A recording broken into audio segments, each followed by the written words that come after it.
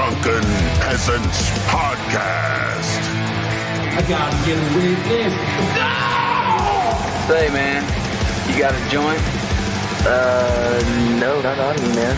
I don't have facts to back this up. It'd be a lot cooler if you did. That's true. Sometimes I cry. Oh! Lick my butthole, he laughed. From the strangest corners of the internet, here to bring you opinions of the world from an altered perspective. Here are your hosts, the Drunken Peasants. Hi, everybody. It's the Drunken Peasants Podcast. This is episode 990. We're back again. 990, 10 away from episode 1000. Welcome, everybody. Welcome. Hope you all had a tremendous weekend. We're back again. Quick reminder, please hit the like button, if you could, please. And we are unveiling yet our next Motherload shirt. The orders for December's Motherload shirts were just made. And then January's, those orders will go through probably like mid to late month this month. It's a month in advance, guys. And this, if you sign up at any point between now and the end of this month, this shirt will be yours. All $50 patrons and above, please sign up. It helps the show. We're doing this. We're giving you something tangible for supporting DP. You know you want it. You know it's beautiful. Look at that. I can't even put into words how majestic. I want to make this America gape again. That's what we want. The Purple Mountains majesty. I said when I first saw it that it kind of looked like a Bob Ross painting. Trumpster Bob Ross. Trumpster Bob. We need like the fro on him and stuff. Above the my God. plains. Yeah. Yeah. It's high art, guys. This is Milo Yiannopoulos certified high art. He would cream in his jeans if he saw this. Yeah, this brings you closer to Catholicism. Actually, corduroys. He probably doesn't wear jeans, right? In his tight-ass corduroys. I had corduroys when I was a teenager. I haven't had them since. Yeah. I wonder if I could get corduroys. In his tight-ass corduroy. I guarantee you could find a pair of corduroys. I should get some purple corduroys. You should. To match your hoodie. Your hoodie. This is not really purple, though. It's this like, is like a dusty burgundy, maybe? Dusty burgundy. Okay, all right. I used to have a purple, like, velour suit. It looked like Barney the dinosaur when I wore it. We are going to get into this unbelievable thing that is going on with Ice Poseidon. Somebody we've crossed paths with a few times in the past. We'll play the intro, and then we'll get into the actual meat and potatoes of it all. You ready? Yeah. Here we go.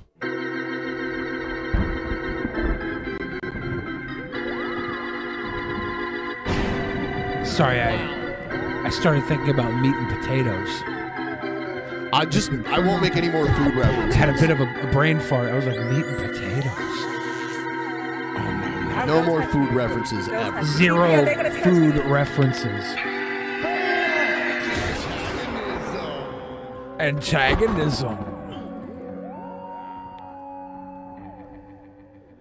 So this whole thing, this whole controversy, a lot of it, the main part of it, the credit goes to a guy named CoffeeZilla. Yeah. I wasn't familiar with him, but he's got a big channel. Yeah, he does a lot of investigation work on crypto scams. Yeah, so that's part of this, and we'll get into it, but you can check out his channel. It's called CoffeeZilla. Just look it up. You can see it. And about an hour ago, he released the unedited version of the interview, which maybe we'll get into a little bit of that too. But I wanted to start off with I've edited select clips out of CoffeeZilla's video. I didn't want to just play the whole thing, so I made a little playlist. So Ice Poseidon launched his own crypto coin. CX coin? CX coin, which was his network back in the day. Yeah. But we'll get into it. Here we go. Let's take a look here. The famous live streamer Ice Poseidon just scammed his followers for up to $500,000, and I'm going to prove it. He personally profited $300,000 by stealing money out of a crypto scheme that he set up. And when I confronted Ice Poseidon, who's better known by his real name, Paul Danino, about this scam, he was shockingly honest. People, I'm seeing people mention in the chat that it's not showing that we're live right now. You can help deal with this bullshit by giving the stream a like. Yeah. Please like the stream. Show those bastards who's boss. Like, subscribe, call a friend. Yeah, you know what? Yeah, please like and subscribe. In order to understand what happened with Ice Poseidon, we have to rewind the clocks. This is CoffeeZilla, and he's going to explain to you how this even began. How did Ice Poseidon, a guy who was one of the first huge IRL streamers, how did he get to where he was? Kupkar, cheers. Thank you, Kupkar. You know, we met up with Ice Poseidon through Sam Pepper, and Sam Pepper had a whole big string of crypto scams too. Scam Pepper? Scam Pepper did some crypto stuff. We had Sam here in the studio once for an episode too. Perfectly nice guy, but if he scam people, he scam people, and that's wrong. But he was perfectly nice. He was to very me. sweet to us. Yeah. The story started when Ice Poseidon first got into crypto. I didn't buy any of Sam Pepper's crypto. I invest in a lot of the like shit coin, like a lot of the you put money in and then you sell in like 20 minutes when it pumps. Ice Poseidon first Pump got and into dump. crypto just buying a lot of meme. So I find, and throughout, this isn't just with the crypto scam. I found this throughout Ice Poseidon's career. He overshares. I don't think he understands when he shouldn't openly admit to certain things, and that's always been his downfall. I remember his community was so toxic, they tried to control his life to the point where he had to lie about the girl he was dating and say they'd broken up because his audience didn't like her. Yeah. And when they found out, they freaked. He might have cultivated one of the most toxic audiences of all time. And there was some bleed over to us because I had people, when I would IRL stream, do the same shit that like the CX people would do to Ice Poseidon. Yeah, that was the culture that was built on. Yeah. But like many influencers, he quickly realized gambling on another person's coin is a sucker's game. The fast, easy money is actually in getting other people to gamble on your coin. Now, this moment is important. It's the moment Ice Poseidon realized what a gold mine it could be to start his own scam.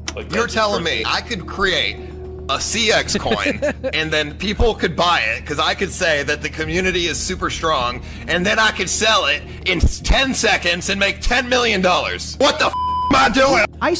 So sounds like you're doing that. and later on, Ice Poseidon's going to blame him selling everything on the coin's bad publicity, but he's the reason for the bad publicity because he said this kind of shit. And we'll get into it. Poseidon would later say that the clip you just watched was a joke and that the idea of him scamming his fans was just a bit he played up for the audience. But that core idea that he was missing out on a huge opportunity to make a ton of money was real, and it nagged at him. And pretty soon, he decided to start his own coin. CX coin is the one. Yeah, this looks so great. And I want to show you the actual. This is the promo video. I thought we'd watch the whole video because it's so cringy. This looks like the beginning of a male, all-male porn program. And this guy's sitting there, the worst acting ever, being like, oh man, I wish it was more easy to buy crypto. Yeah, and then he comes out of nowhere like, CX coin, bro. Hold on. We'll so easy. Yeah, hold on. I'll play it. Pump and dump woodwork and all-male porn, too. For 3 hours, man. There's 14,000 people in here. I can't get a freaking word. I can't talk to the freaking dev. They said they were going to send out... They said they were going to get Soulja Boy to send out a tweet. He hasn't sent out a tweet, man. You know, it helps to rehearse a scene, too. Why the hell hasn't Soulja Boy sent out a tweet? And it just freaking bid me. I'm just trying to invest in a coin, man. CX coin is the one to choose. I'm going to be in the Telegram, my Telegram. CX coin Telegram. Now, I want to point out... Why are they... How long until they start banging? Hands. Yeah. Yeah, and Ice Poseidon started out as a RuneScape Twitch streamer originally. Yeah. I'm the founder of CX coin. My name's Paul Zanino, otherwise known as Ice Poseidon. And I decided to make a community-driven token. When I met Ice Poseidon, one of the things I learned is no eye contact. Ice Poseidon has that no eye contact kind of thing going on, which I can't diagnose anybody with anything, but I'm just saying. Now that the coin is worth nothing and he's sold his shares in the coin, can we get behind the coin, build it up huge so he gets screwed out of all the money because he rugged? Can we do like a reverse? No, not at this point. That I'm personally going to be a part of. I've seen a lot of shit in this crypto scene, and I'm fucking tired of it. A lot of people. Notice how he can't even look at the camera? His eyes are like all over. They don't know what they're doing. They drop out of high school. They think they can just make a community. Are they going to hold hands? Holding hands. They're still doing it. Yeah.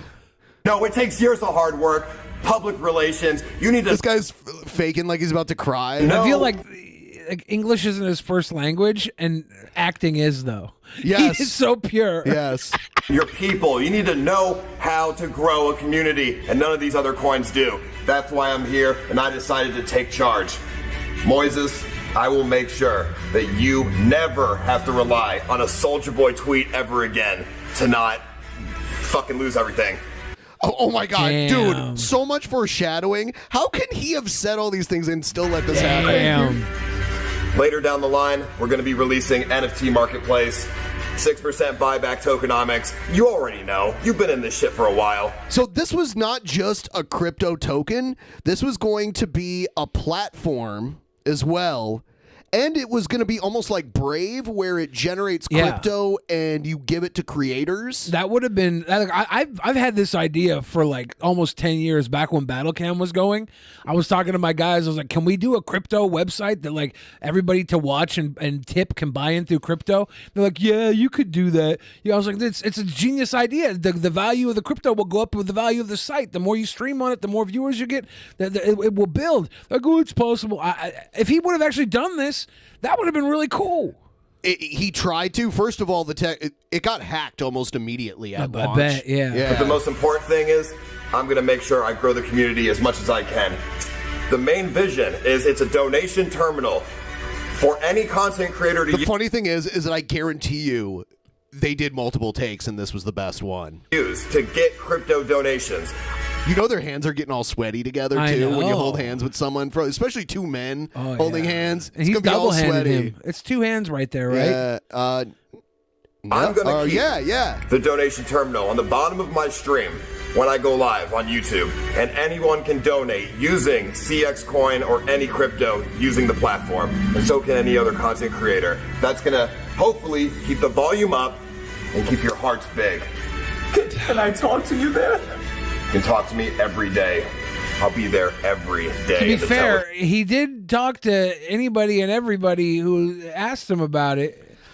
He abandoned it for a while, and we'll get to that. Grab voice chat. Join. They had a Telegram channel, and Ice Poseidon used the reasoning that he hadn't been active there for a long time, so people should have known to sell before he rugged it. Rugging something in crypto, that's like you let it build up, and then you pull all the liquidity out of it. Like you pull the rug out from under the investors, which, by the way, Ice Poseidon will explain later on when he was on PKA podcast. Yeah. What rugging is and how he's not going to do that and how it fucks over your investors. The CX Coin Telegram.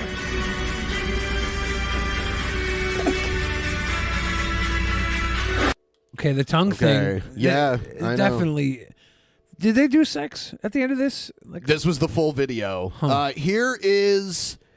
This video's entitled, and we'll get back to CoffeeZilla's stuff in a second here. Ice Poseidon admits to running a Ponzi scheme. Here's him. In order for the investors to make their money back, what we do is we grow the company to a certain point, and then we have other investors come in, and obviously they invest their money as well, hopefully more than $2 million. And then obviously when we get more than $2 million invested, the other investors will get their $2 million back, and then we have more money for the company and shit like that. So, or something like that. I don't know. It's not. So you're using investors' He doesn't even know how it works. money to invest in other people. No, we're building a company, dude. That's what Bernie Madoff did. He had people give him their money. A lot of rich and powerful people gave him their money because they thought he knew what to do when it came to investing it, and he just took that and reinvested it, and then and paid himself this weird fee. And then when people wanted to withdraw, he would withdraw other people's money and pay them off with it. Dude, we're building a website. Okay, yeah. It's not a pyramid scheme or a Ponzi scheme. It's not a Ponzi scheme or a pyramid scheme. Okay. I don't really know how to explain it because I didn't explain that very well, I guess. I don't know how to explain it because every time I explain it, it sounds like a Ponzi or pyramid scheme. Investors. I mean, invest, I get investors invest money. Ice Poseidon didn't become popular because he was super smart. He became popular because he allowed his huge audience to basically control his entire life. That's where it all came from. If we reach the expectations of the investors, and he surrounded himself by this crazy entourage too. They invest more money. He was like a new age Howard Stern. Kind of. Hopefully, new investors. Howard Stern is very neurotic and paranoid and wouldn't fuck around in public the way Ice Poseidon did. Well, yeah, but the idea is he took a media and he took it to its extreme.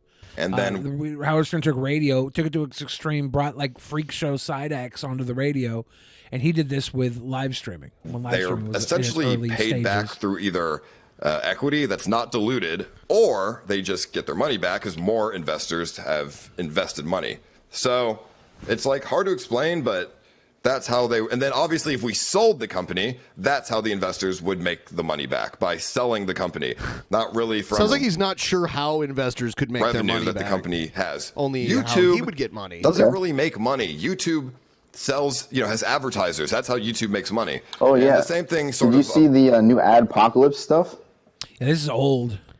Yeah, I have. Like, But everybody's- the same that's thing. crazy. The same thing would sort of go on Scuff.com as well. We would, have advertisers pay us to advertise on the site, but it wouldn't be like child-friendly shit. Obviously, Let's watch a little more of Ice Coffeezilla. Poseidon was working incredibly hard behind the scenes, which is something I need you guys to understand. He was contacting people like myself. He was doing preemptive damage control. And pleading with us that he was just joking back then and he was serious. He did the same thing with Chris Hansen. Yeah. He was doing preemptive damage. Only Chris Hansen's a desperate motherfucker. And I think he probably- just paid Chris Hansen like $10,000 to stop looking at him. Right. Because Chris How Hansen about was you talk invested. about Onision instead? Yeah, he said, Chris, I heard you're having problems. Maybe I could hire you to come on the road with us. And then all of a sudden, like Chris was about to expose him. The live stream that he was going to expose him on got delayed, and then I guess they had to record something because they couldn't live stream for some reason. And then it went from him going after Ice Poseidon for a lot of different things to him like fluffing Ice Poseidon and saying, he's really a misunderstood guy. It's like he straight up paid off Chris Hansen. I'm almost sure of it. About this coin, he wasn't about to pull off a scam like Save the Kids. He was different. He even mentioned Save the Kids, for those of you who don't know, I guess that's the Sam Pepper crypto scam that we were talking about earlier. Is Save the Kids Sam Yeah. Pepper? I Live think there was streams that- other people related to that one too. Save I the thought. Kids was going to make what he was about to do much harder. I know about the phase coin, Steezy. That's Yeah. why I'm trying my best This to be was the as Phase K, and then I think Phase Rug was involved with it too from Phase Clan, and they got a lot of shit over it, and I think those guys got released from Phase Clan or at least suspended or something from it. transparent as possible. I've been working on this for like a month now, and I wasn't going to let that drama stop me, but it definitely makes it a little bit more difficult. Ice Poseidon repeatedly told skeptics that he couldn't rug this coin if he wanted to. He had locked all his money up in a smart contract. He told me that in DMs. He said, "Don't worry, no rug here. All the money is locked." Lol. And look, I have to admit, I was busy at the time with some other investigations, and I gave him the benefit of the doubt, something that I obviously regret now. But periodically I would hear, complaints from his community that they thought something was off. But every time I'd go to Ice, he would immediately respond, just immediately. And he always gave me something that sort of sounded reasonable. And I later learned he was doing the same thing with everyone who said something negative about CX Coin. In fact, he got a Dextero article killed about CX Coin being a scam. I mean, he got an article taken down. Yeah. Well, where's Ice Poseidon's real power? Like, how's he getting? Yeah, in these private conversations, he's good at that. He goes after Dextero like this is like what he probably does is leverages the psychos on IP2 who like hate him. and sends that to Dexter like, no, this is because I saw him earlier in the comments talking with CoffeeZilla saying, this was a narrative driven by IP2, and they're over here like exposing his shady shit, and he's able to take all the other stuff they do because IP2 is crazy. Like you could take one clip of IP2 where they're just like, I don't know, looking at Blade's open necrotic toe and going in deep on it, or like low-key harassing people, and then he gets to take that. So this is the type of site that's telling you this information. So maybe Dexerto looks at that and shuts down their article. But that it still takes a lot of power to be able to leverage that against, I don't know, maybe he threatened a lawsuit? Like how do you really get a website to drop it like that? It's also, how did he get Chris Hansen to shut up when that was what Chris Hansen was looking for, that kind of shit at the time. Yeah, I think he probably just gave Chris Hansen $10,000. Probably, because Chris Hansen is in the hole. Said this, Dextero article went up and then down. Did you see that? Yeah, I emailed Dex proof I wasn't scamming. So leaving that up, quoting a Twitter with 2 likes is a bit unfair to me. The point I'm trying to make is he was playing the PR game hard, telling everybody he was different. He even gave me his wallet addresses. Yeah, this is very important. He gave him his wallet address, a wallet address, to keep an eye on it. And told me to hold him accountable. He wasn't going to do anything shady. And everyone sort of felt like, okay, maybe he's doing something different. Maybe everything he's been saying was, just a joke. Because, dude, if I see $1 million, I'm selling. I don't give a fuck. I'm not gonna be like, I'll hold for you guys, bro. I see $1 million in my portfolio, I'm out. Not gonna lie, that looks bad. But I'm gonna be really generous here and give Ice the benefit of the doubt. That clip probably was a joke, and it was probably made before he was actually thinking about making CX Coin into a real thing. If it was just a joke, the fact that he ended up actually doing it is mind-blowing. Time moved on. I and many other people sort of forgot about CX Coin until... Yeah, so here's... Chris Hansen. Here's Ice Poseidon on the PKA podcast explaining what pulling the rug is and how he's not doing that. Ooh. And this is a while ago. Like, he volunteered this information himself. You guys should look into making your own crypto. They make a fucking killing. That's a cool idea. But of course, you have to make sure your crypto is done well, so your viewers aren't going to get scammed, essentially. Okay, so already he's demonstrated that he knows what this is and how people get scammed and all that kind of shit. We don't want that. Yeah, you don't want to. Well, I don't even. How do you use? I don't even know how you make one good with better blockchain. You don't. Well, no, you use the blockchain, but your tokenomics. You need to have your token. So the way the coins are distributed is called tokenomics, and you're going to want to make sure your tokenomics are pleasurable to the people buying, because there's 2 types of people, 2 types of developers. People who that's such a weird choice of words. Pleasurable. Make the tokenomics so the developer makes money and everyone else gets fucked, or people who make the tokenomics so everyone who buys the coin can make money and the developer doesn't have any advantage over other people. And that approach seems like you're going to get more people involved, so you might end up making more money as the developer there anyway. You would. So there's this thing called rug pulling, and these developers, they could they steal the money. People buy the coin and then they just fucking steal the money, and then that's it. They close the project and they just run off with the money. But that's stupid, because you could rug pull and you could make like 100,000 in like one day, or you could invest into your coin and hope people buy it and it grows, and then you could be a multimillionaire. I'll take that chance instead of rug pulling people. That's fucking stupid. Yeah. Yeah, he didn't want to rug pull people. He just had to. Okay, so this demonstrates that he's not totally naive to this stuff. Like, he knew going into this what rug pulling was, and even told people what it was and that he wasn't going to do it. And that he was in this for the long haul. Here's a little more. So with my free time, I joined the CX Coin Telegram and started tracing back the wallets that Ice Poseidon had given me so transparently. And pretty soon I found out that, he gave me the wrong crypto wallet. Oh, no. He gave him a very revealing crypto wallet. Whoops. He gave me the DX Sale wallet instead of his personal wallet, which didn't tell me anything. For example, one of those things he didn't tell me was the fact that he took out $200,000 from the liquidity pool at the very beginning, which is directly at odds with what Ice Poseidon told me himself when I asked. He said, don't worry, all the money is locked up, except for $200,000, I guess. But it also hid another story. which was the misappropriation of the so-called marketing wallet. Now, according to CX Coin's own white paper, the marketing wallet was to be used exclusively to, quote, fund marketing campaigns in the cryptocurrency market. But in the Telegram, there was another story going on. Ice Poseidon was complaining that he had spent money on an ad campaign and it just hadn't helped. Quote, we spent 53K on a BTOC and it hasn't really helped. The wallet is limited. Do we know what a BTOC is? I don't know. If anyone's watching and they know that terminology, drop it in the chat. I'll Google too. Hated people who complained. You want me to spend 30K on stuff that doesn't help? Or you want me to think about the best ways to use marketing money? Exactly. You can't use the marketing money on, well, you know, marketing. Instead, the money seemed to go somewhere else. BTOC is a social network that connects people to the blockchain world. Okay. So he must have spent money on BTOC advertisement. Okay. But he's like, no, that didn't gain anything, that marketing campaign. So now let's just spend it on whatever the fuck I want. The marketing.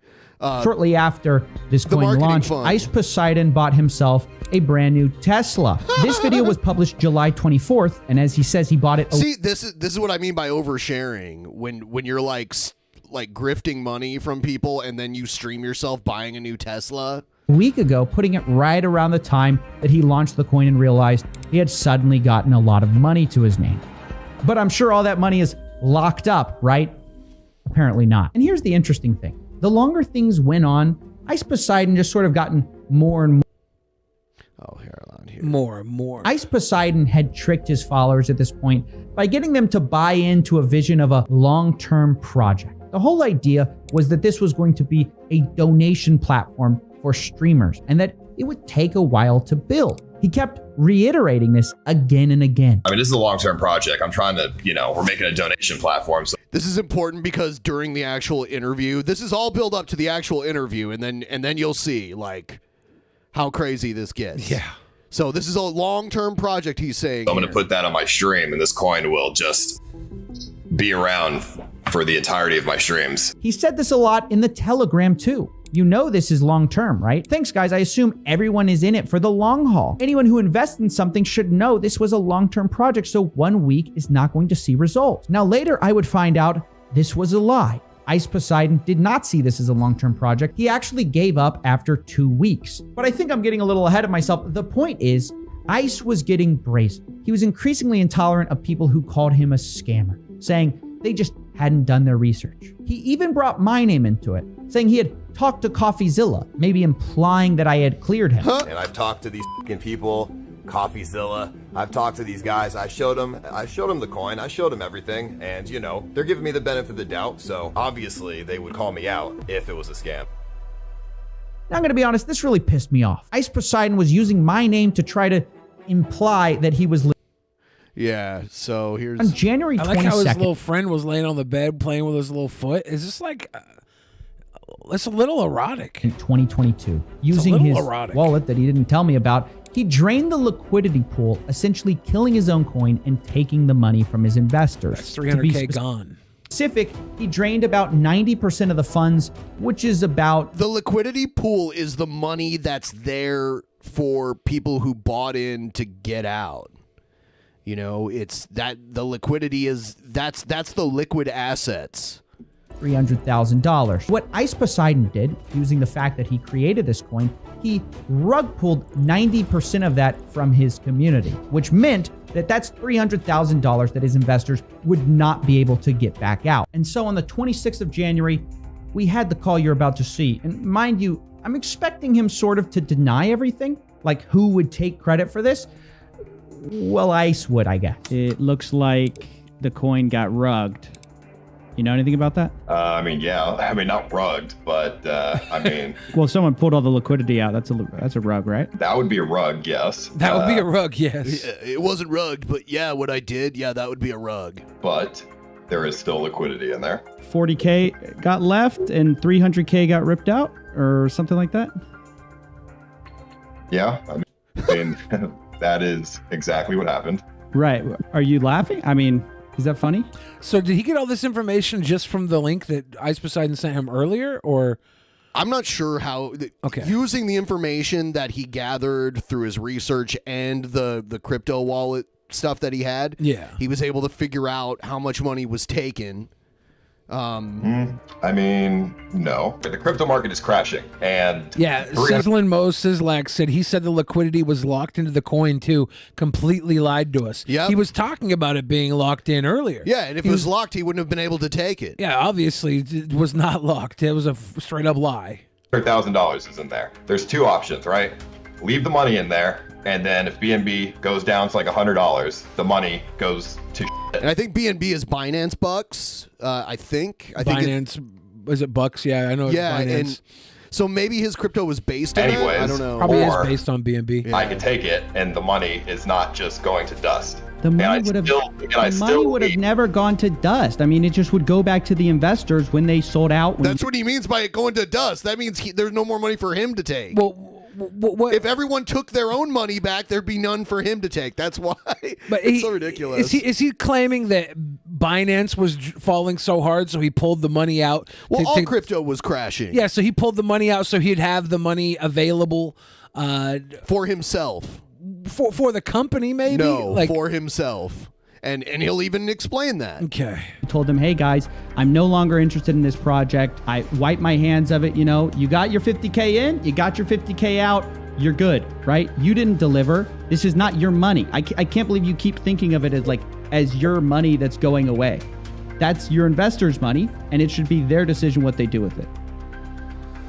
Okay, I mean, that's a fair point. They're like part of the responsibility. That's a fair point. Listen, now he's going to point the finger. Is on them as well for being, putting too much emotion into it. I don't know if you're trying to say they deserve it. You're saying they owe some responsibility. I agree they owe some responsibility, but do they deserve to get ripped off? No, I mean, nobody deserves that. It's just what happened, though. Like I said, sometimes you have to look out for yourself. See? Right there. He's saying, hey, I'm just looking out for myself. I don't really know how else you want me to put it. I mean, you could say it in all these different ways to make it sound as horrible as possible. And you know what? I can agree with you on some of those things. I just don't like to put it in those specific ways because it makes it sound like that was the intention from the start. No, it makes it sound like you're a piece of shit. And that's why you don't like it. It doesn't matter what your intentions were from the start if this is what you ended up doing anyway, but I think they were your intentions. I had 100. No, I think he 100% intended for this to be successful.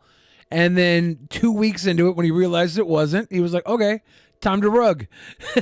Are you I mean, I don't know if you can be 100% sure that he didn't plan on. I mean, he almost like revealed his plan from the beginning. He's like, but I'm not doing that. I'm not doing that. I think that was always his parachute, right? I think he wanted to fly the plane. He wanted to make it work. And then when he realized it wasn't, he knew he had a backup plan and he just rugged. I think that was always in his mind. I don't think he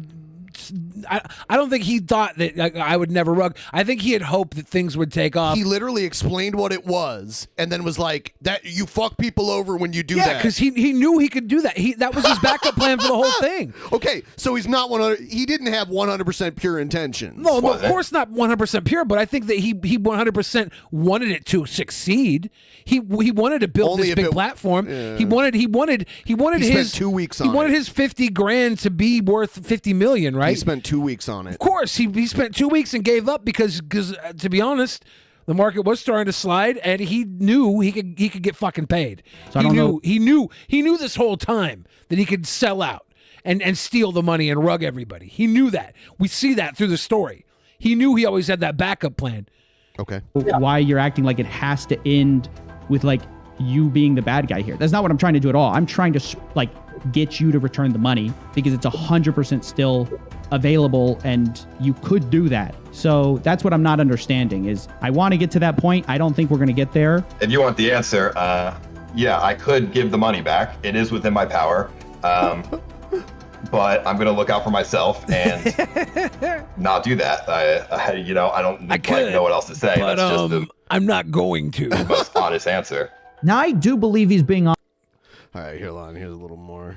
Can you tell me how much money you made off this? I'll just call it a scam. I know you don't want to call it a scam, but it is a scam. So what did you make off this? Well, I got 55%, and then 45% went to my developers. So I don't know, probably like 300,000. Nice. What a good profit from doing. I mean, how long did you work on this project? Like seriously, how long did you work? I'm just curious. Well, like you said, it was a fork, so I don't know, a couple weeks. What do you plan to do with the money? Invest into crypto, Ethereum, mainly. You are deciding to do the shitty thing. You know that. Yes, and he you're is.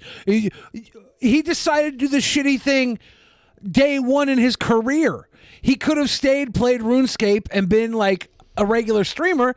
He's like, no, I'm going to go do the shitty thing. I'm going to go out into the world, and I'm going to do shitty things and bring shitty things into people's communities.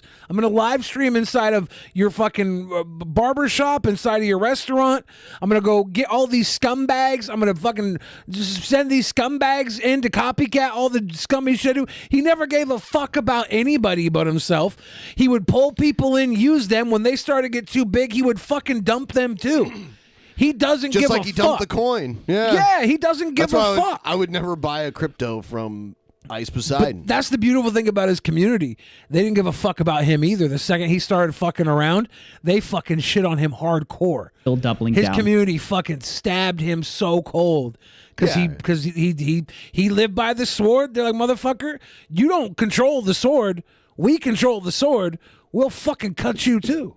I am doubling down. Do you not agree, though, some of the responsibility is on people who, if you're still holding something that's inactive for months, like, sure, okay, maybe they, have faith in me, whatever, but that's not a good... That's your fans, dude. That's inactive your for fans. months. Sure, maybe they have faith in me. Sure, maybe they think I'm working to make things stronger and better. Maybe that's why they bought in, because they believed in me.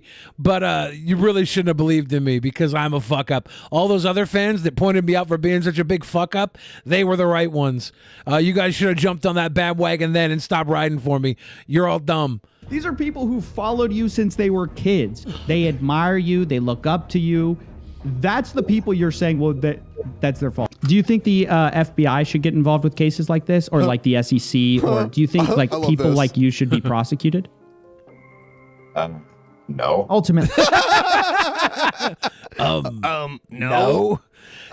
He could be, though. Did Sam Pepper escape the United States, and is he like living abroad now to hide from possible charges? I have no idea. I read that somewhere during all this, because I watched some of his stuff, and he was like, he's talking about he won the lottery and he was traveling around buying private islands, and I was like, did he win the lottery, or is this all the money he got off the crypto scamming? What's going on here? I stopped following him because all he ever tweeted out or like talked about was crypto stuff. So I was like, this is boring. Conversation between me and Ice ended with us just sort of going in circles. Me pointing out that what he was doing was ethically wrong. Him telling Sam and Hannah came here years ago. Yeah, and hung out in studio. Yep, we did a show. Sam was like really cool with me. Like after all my Leafy is Here stuff blew up, he was like in my DMs, like giving me like little attaboys or whatever for what was going on. Right off the bat, he was like really cool with me.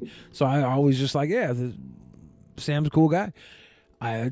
He was obviously scamming. I think Ice Poseidon obviously learned a lot of him too. That he agreed, but he essentially doesn't care. And I felt sort of like a failure afterwards, to be honest. I didn't achieve my goal of having Ice Poseidon return the money to his victims. However, a few hours afterwards, a few Ice hours Poseidon after the DM'd me interview. one last time. He told me he wasn't going to give all the money back, but he was planning to give a little bit of it back. $155,000. He's still keeping the bulk of the money. Notice he didn't specify dollars. He knows that, and he knows that we know that. Remember, this still leaves him with taking $200,000 from the project at the start, another $250,000 from the marketing wallet, which went basically nowhere, That was and then marketing. $300,000. Yeah, it was $1,000 from Paid the liquidity himself pool, for the marketing he was doing because it was more effective than the B-Talk buy he put in. of which he's saying, okay, I'll return $155,000. Except, wait a minute, I just checked. Ice Poseidon doesn't even seem like he can do that much. After DMing me, I went to the Telegram, and his admin updated everyone and said, we just finished a buyback of over 120 BNB rocket emoji, which is not $155,000. It's only $40,000.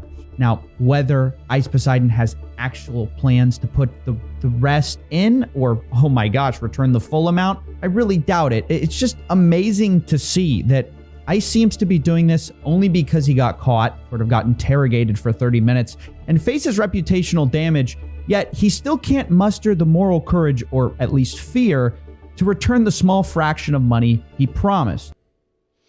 Yeah, let's take a look at Ice Poseidon's thing that he put out just like a few hours ago. My one and only response on the subject. What's that thing he does with his hands? He's like, first of all, yeah, I did not advertise CX Coin to my casual fans who don't know anything about crypto and will be extremely vulnerable to a highly volatile market.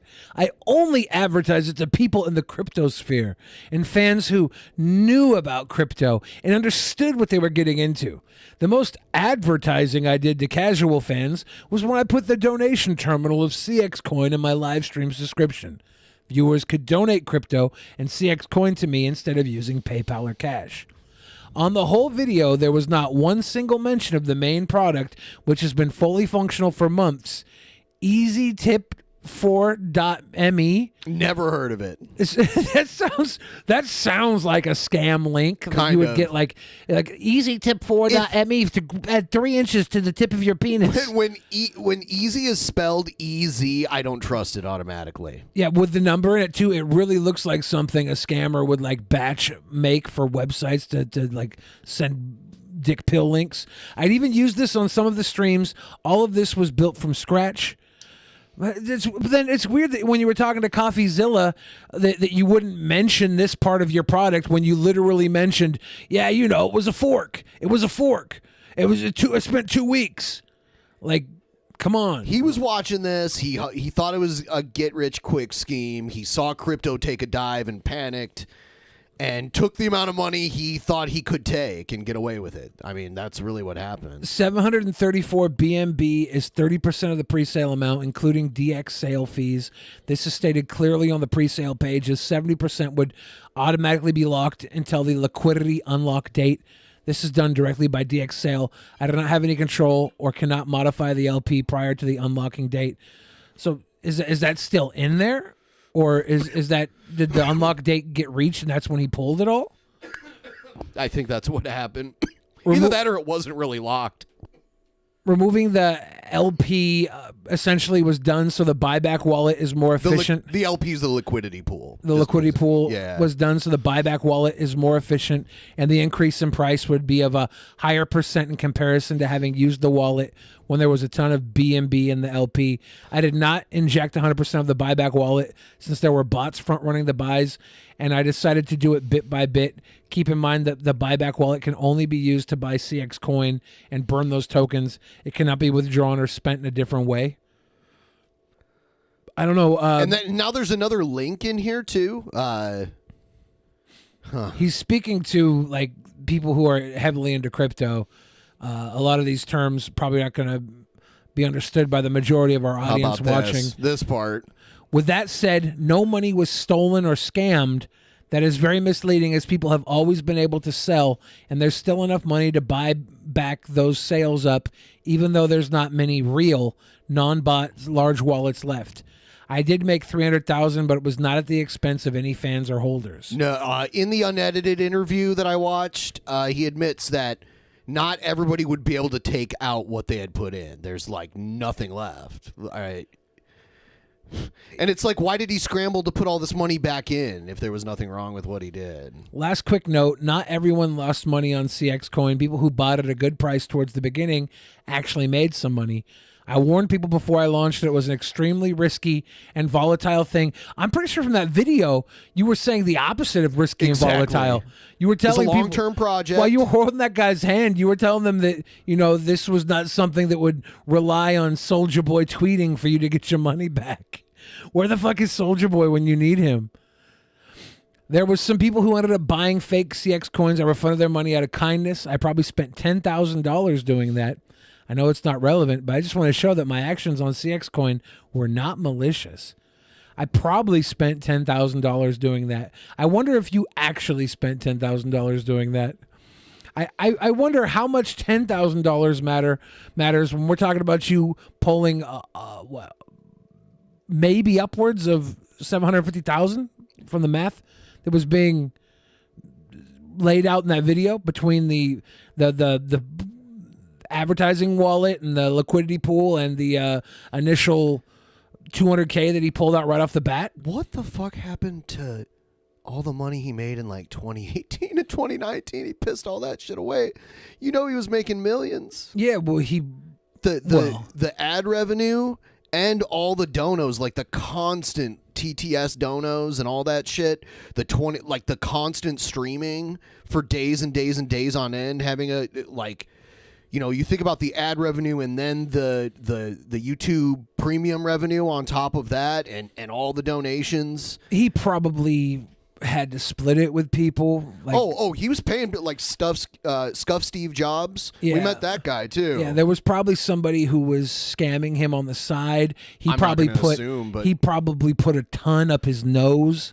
I'll assume that. Yeah, Yeah, like because there he was- admitted to that. There was probably a ton of cocaine being passed around. Like that shit can snort up quick.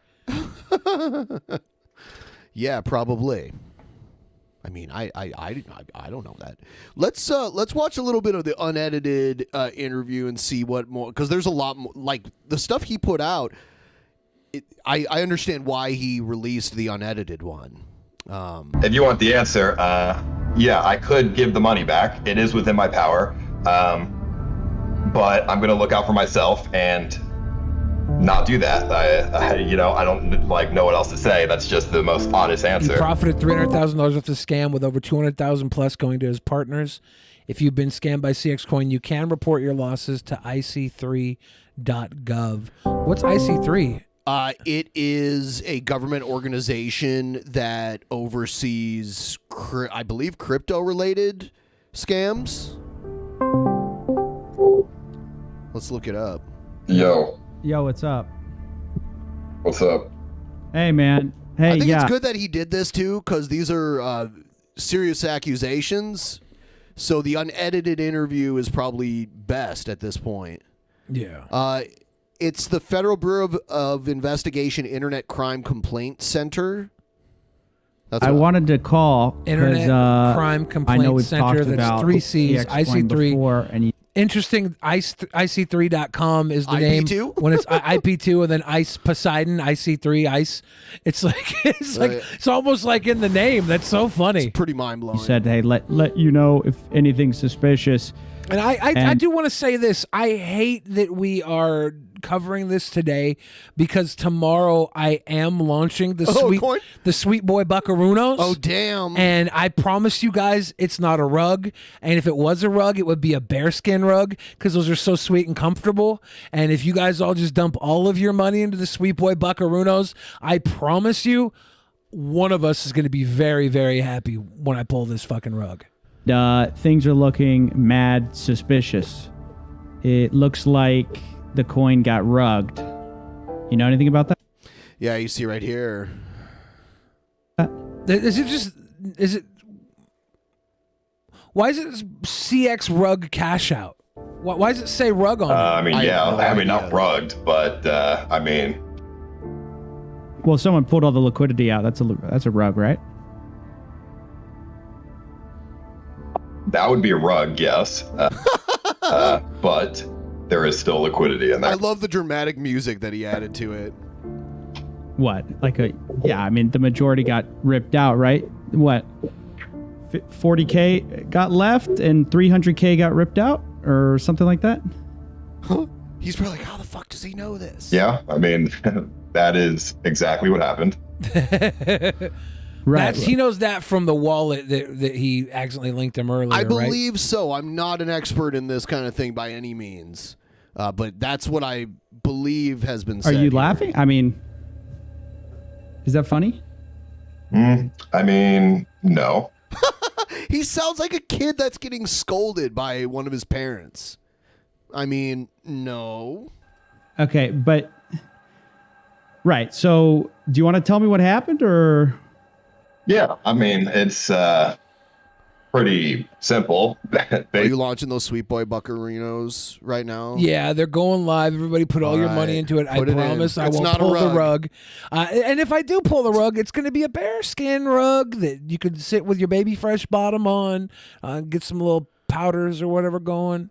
Little baby fresh powders on the Basically, the coin was inactive for a long time. The crypto market is crashing. And obviously, I'm not going to let 300. Yeah, the crypto market is crashing, and you saw your huge amount of money start to dissolve, and you're like, "Fuck no, I'm getting out of this with at least $500,000, right? $1,000 go to waste. Go to waste. This money that I can just take without any repercussions is about to be gone. So I'm not going to just let it go away. I'm going to keep it. And crumble into nothing if BNB goes to $50. So I took out what wasn't necessary in the liquidity based on the trade volume, and I left enough in there for people to buy or sell or whatever they want to do. Wait, what do you mean go to waste? Like, that's how people get out, right? Like, liquidity is how people get out. If you rip 300K out, that's 300K that people can't get out. Right, but there's 42K in the liquidity right now, so that is... that's literally nothing. I mean, there's not much money invested into the coin at this point. Yeah, because you took it all. It's like, what? Right, but you understand, like, you called this thing a long-term project from the get-go, right? You told everybody it wasn't a scam. You had held these that videos. fucking curly hair boy's hands. For a long time, too. Like 4 minutes. For those of you that are buying into the sweet boy buckaroos, I'm a curly haired boy, and you can effectively hold my hand for as long as I hold this coin, and you should hold the coin for longer because I'm going to rug you. Sweet boy bearskin rugs. When someone hands you a coin and it's all warm and not cold because metal is normally cold, there's something weird going on. They were sweating on that. They were getting it in their clammy hand for a long time. They were jingling it around. I'm actually releasing a new coin called Sticky Floor Lusty Lady Coin. These coins have all been peeled off of the sticky floors at the Lusty Lady. They're covered in splooge. That's scary because the Lusty Lady's been closed for a long time, so that's some old stuff. 13-year-old cum coins. You said you were joking. There's no rug in there. They couldn't possibly have a rug in there. They mop up that floor all the time. That rug would be disgusting. If Mary's Club has a carpet, by the way. God, you said you'd scam people. The only rugs in the Lusty Lady are dried cum rugs. Thought the money was going to be basically taken away. You were going to rip it out from under everybody.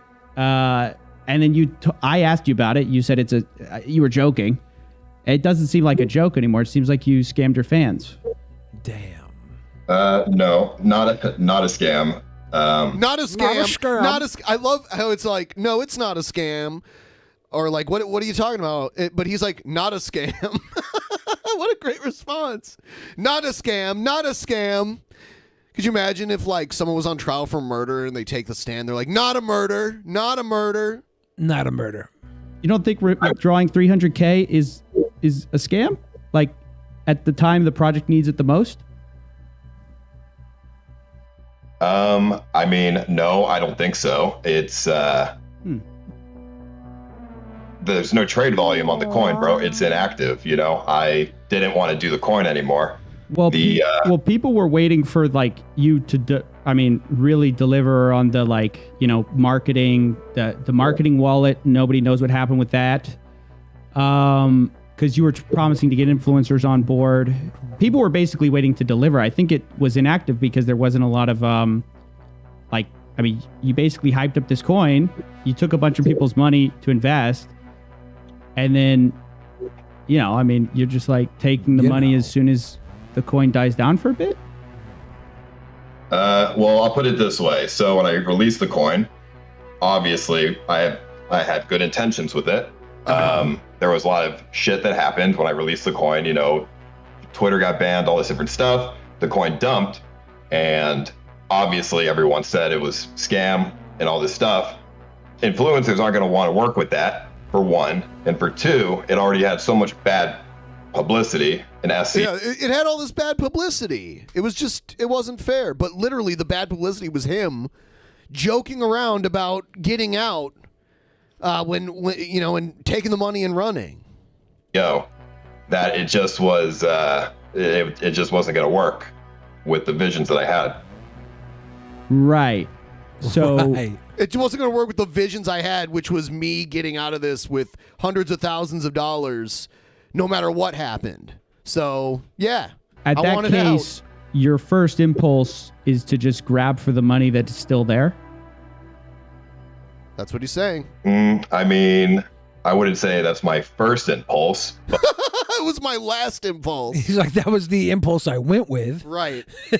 but Well, it's basically as soon as the liquidity got unlocked, that's what you did, right? So, I mean, what's the alternative? the alternative is at minimum people can try to get their money back, right? Because that's not your money, that's people's investment who believed in you, and you said it was a long-term project, you're going to be working on it for years to come, whatever. And then you do the opposite. I don't know how this could, like, how Nobody's bringing up EasyTip4.me.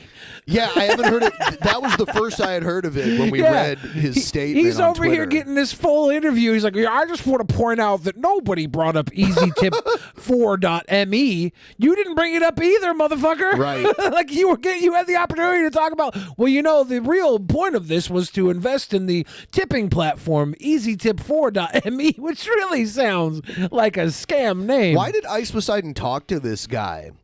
This guy, you said this guy's history is like blowing open crypto scams. Yeah, because he knew. Why did he agree? Because he just DM'd him like, we should talk about this, and he's like, all right. He knew that this guy was in the system, and I think maybe this guy's asking him questions that Ice Poseidon probably doesn't know how he knows these numbers.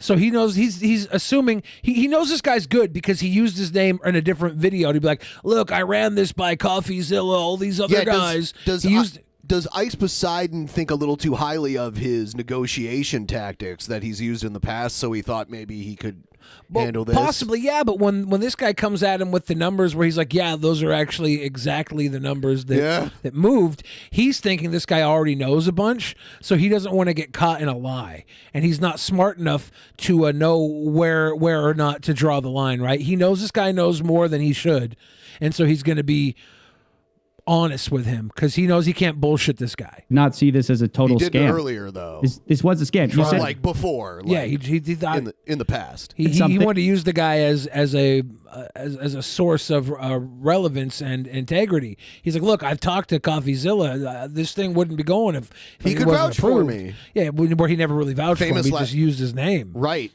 it wasn't delivered, and then you took the money. That's a scam, you know? Well, I used we made the platform. I used it. People weren't donating with it. I don't really know, like obviously it just wasn't working out. So it's not a scam. I tried, but it just didn't work out. And it already had so much bad publicity on it that I just didn't want anything to do with it anymore. The coin was a fork of another coin. The integration got hacked day one. I mean, the platform really didn't work. Yeah, the day it launched, it got hacked. And then you weren't pushing with using the marketing wallet. This wasn't, I mean, if you're saying you tried, no, you didn't. Like this wasn't a very hard try. I've been looking through your Telegram. The Telegram's been inactive. You've been inactive from the Telegram is what I mean. It's not like the community has seen you around, seeing you trying, and then they gave up. You stopped trying. They stopped caring because you stopped trying. And then you withdrew all the money while the people who are still investing, holding on, are still believing that like you're going to come back and basically save them with updates and stuff like that. I mean, like, why that's like seems really messed up. I mean, like I said, the coin had so much bad publicity that no influencers were going to work with it, and it was. But you knew that going in, though. Like, you've never had good publicity. You didn't build your career on good publicity, right? Very stressful. But it had bad publicity because you were on the record saying that you were going to take everyone's money. And Someone in the chat said, buy the dip. Yeah, now's the time to get in. Wouldn't it be crazy if, like, those Reddits that pump up, like, AMC and stocks and other cryptos and shit, what if they just pumped up CX coin now? Well, that's what I was saying. To the moon. I asked you that at the beginning of this. I was like, can we buy into CX coin now? You can buy into it, but I don't agree. I said, if we all got behind it now, and now that he's sold out, doesn't have the liquidity, we build it up huge. It would take a ton of people buying in at like a lot. Yeah, well, earlier when I asked that, you're like, no, it's not possible. So now you're saying it is, I'm saying Sweet Boy Buckaroos. I'm saying it's okay. It's possible, but it's not going to happen. Run. Well, yeah, and of you course. said that. Yeah. That's what I meant. Not literally impossible, but it's like. Yeah, I brought that up earlier, and it got deaded, and now it's like a point of contention. Not really. I think you're trying to keep me from buying into CX coin. Go ahead and rebuilding it, Ben. Buy into it. Go I ahead. think Wasn't it's true. time now. Let's do it. It's GameStop Part 2, Ben. Now you've taken everyone's money and run because you said, "Oh, it had bad publicity," but that bad. I think I might. Hold on, Publicity let me pull up was from you, the and then price you of carried through. Yeah, what's on it at now? what you Let's said. do it for the meme. Yeah. I mean, mistakes were made, and I was joking about that when I said that. But at this point, like I said, the coin is inactive. I don't want to I work like on how it he says anymore. the coin is inactive because he's not doing shit for it. Yeah. The coin is inactive. It's like, okay, well, if people still own it, it's still active. Didn't Like, he sell out after 2 weeks, or was it like? No. Oh. It's been around. Like he put 2 weeks of work into it. Okay. To like create it and. Okay. Here's the max life of the CX coin right here. So if we all trading volume $656, that how much it's worth right now? So like it's weird because it went up on January 31st, I think maybe even to its all-time high. You see, it has a very low value if you notice. Yeah. Like a very, very low value. But and then it fell. Like yesterday when this news broke. Well, this news broke more than yesterday, right? I think it was yesterday. This video came up a couple days ago. I thought it was yesterday, but I could be wrong. No, look at the numbers at the 2 days ago, 3 days ago. Go back, where it's at its lowest there, right? The day before this. So here's the last 7 days. I don't know what this huge growth here was from. That's when this video came out. People started buying into it because. Oh, okay, all right. I don't know.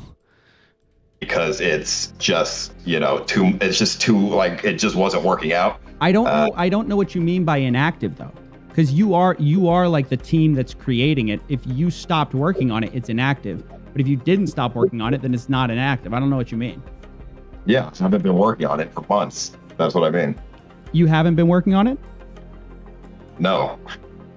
Right. So your justification for pulling all the money out is you stopped working on it. So then that's what makes it okay for you to take the money. Some of the chat said Ice put 150K back in. That's the big. Now, I don't believe he had unless there's a new development, because in CoffeeZilla's original video, he showed what he put back and it was only equal to like 40K. It was 40K back. He said he was going to put 150K back in.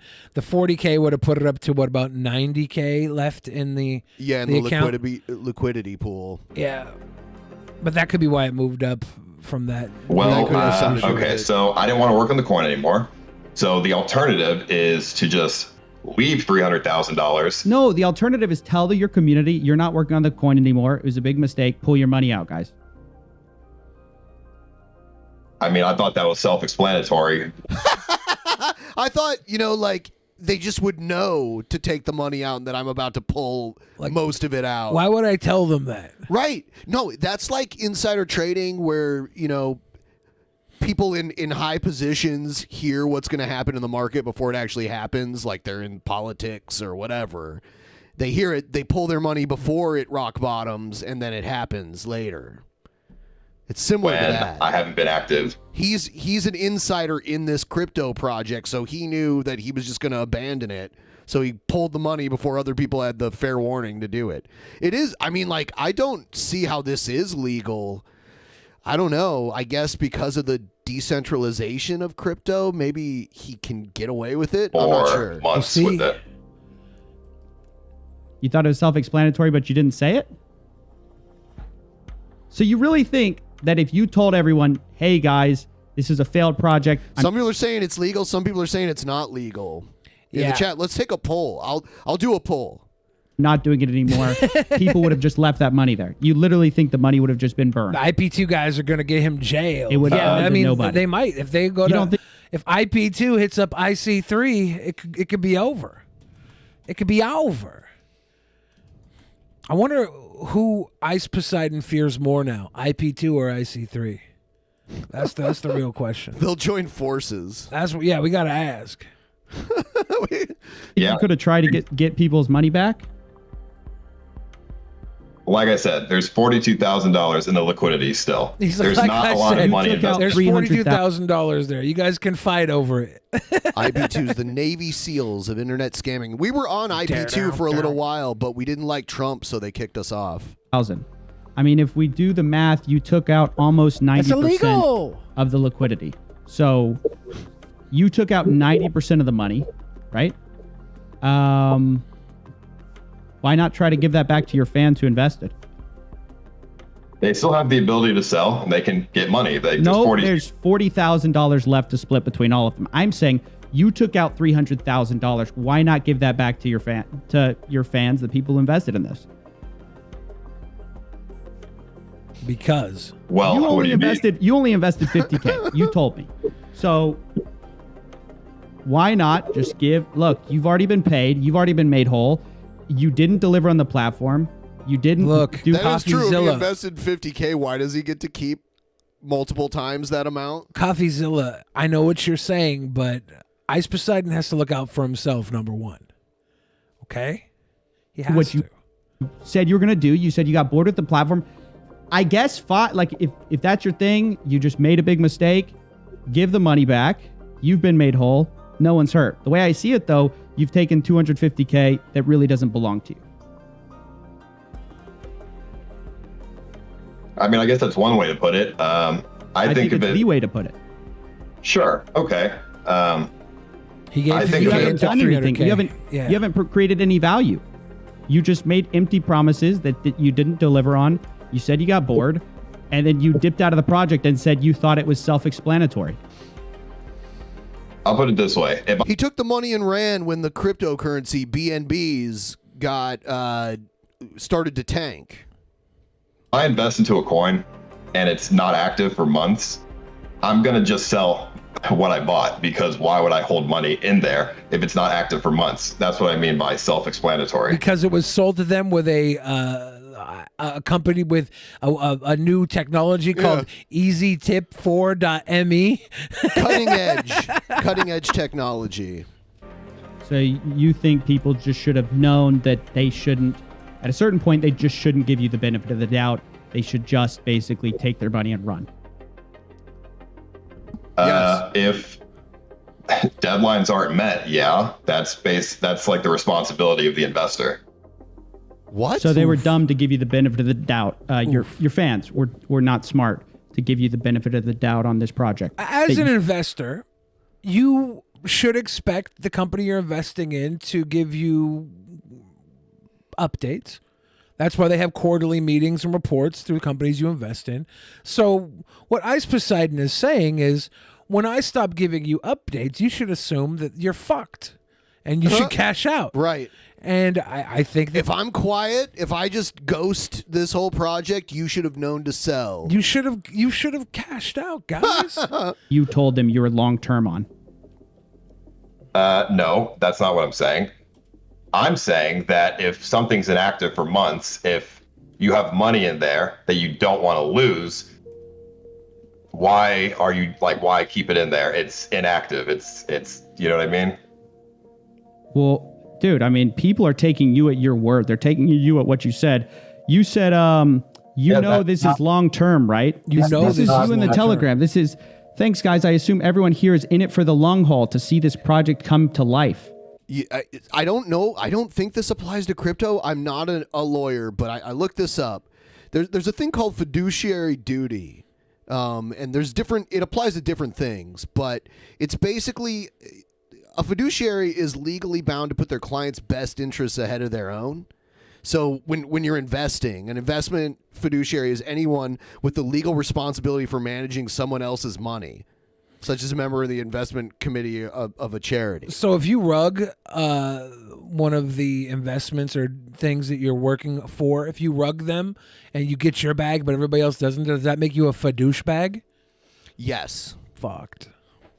A big fucking fadouche bag. Ben, you really fucked us over. The fans are now not happy to find out you're not a lawyer. Oh, they all thought you were a lawyer this whole time. I like it how people are pointing out that the word fiduciary has the word douche in it. What? Yeah, anyone who Nobody invests in this pointed should that know it's a out. long-term project, so 1 week is not going to see results. You're the one saying people should not be looking for short-term gains. They should be looking at it at like a long-term project, right? Yeah.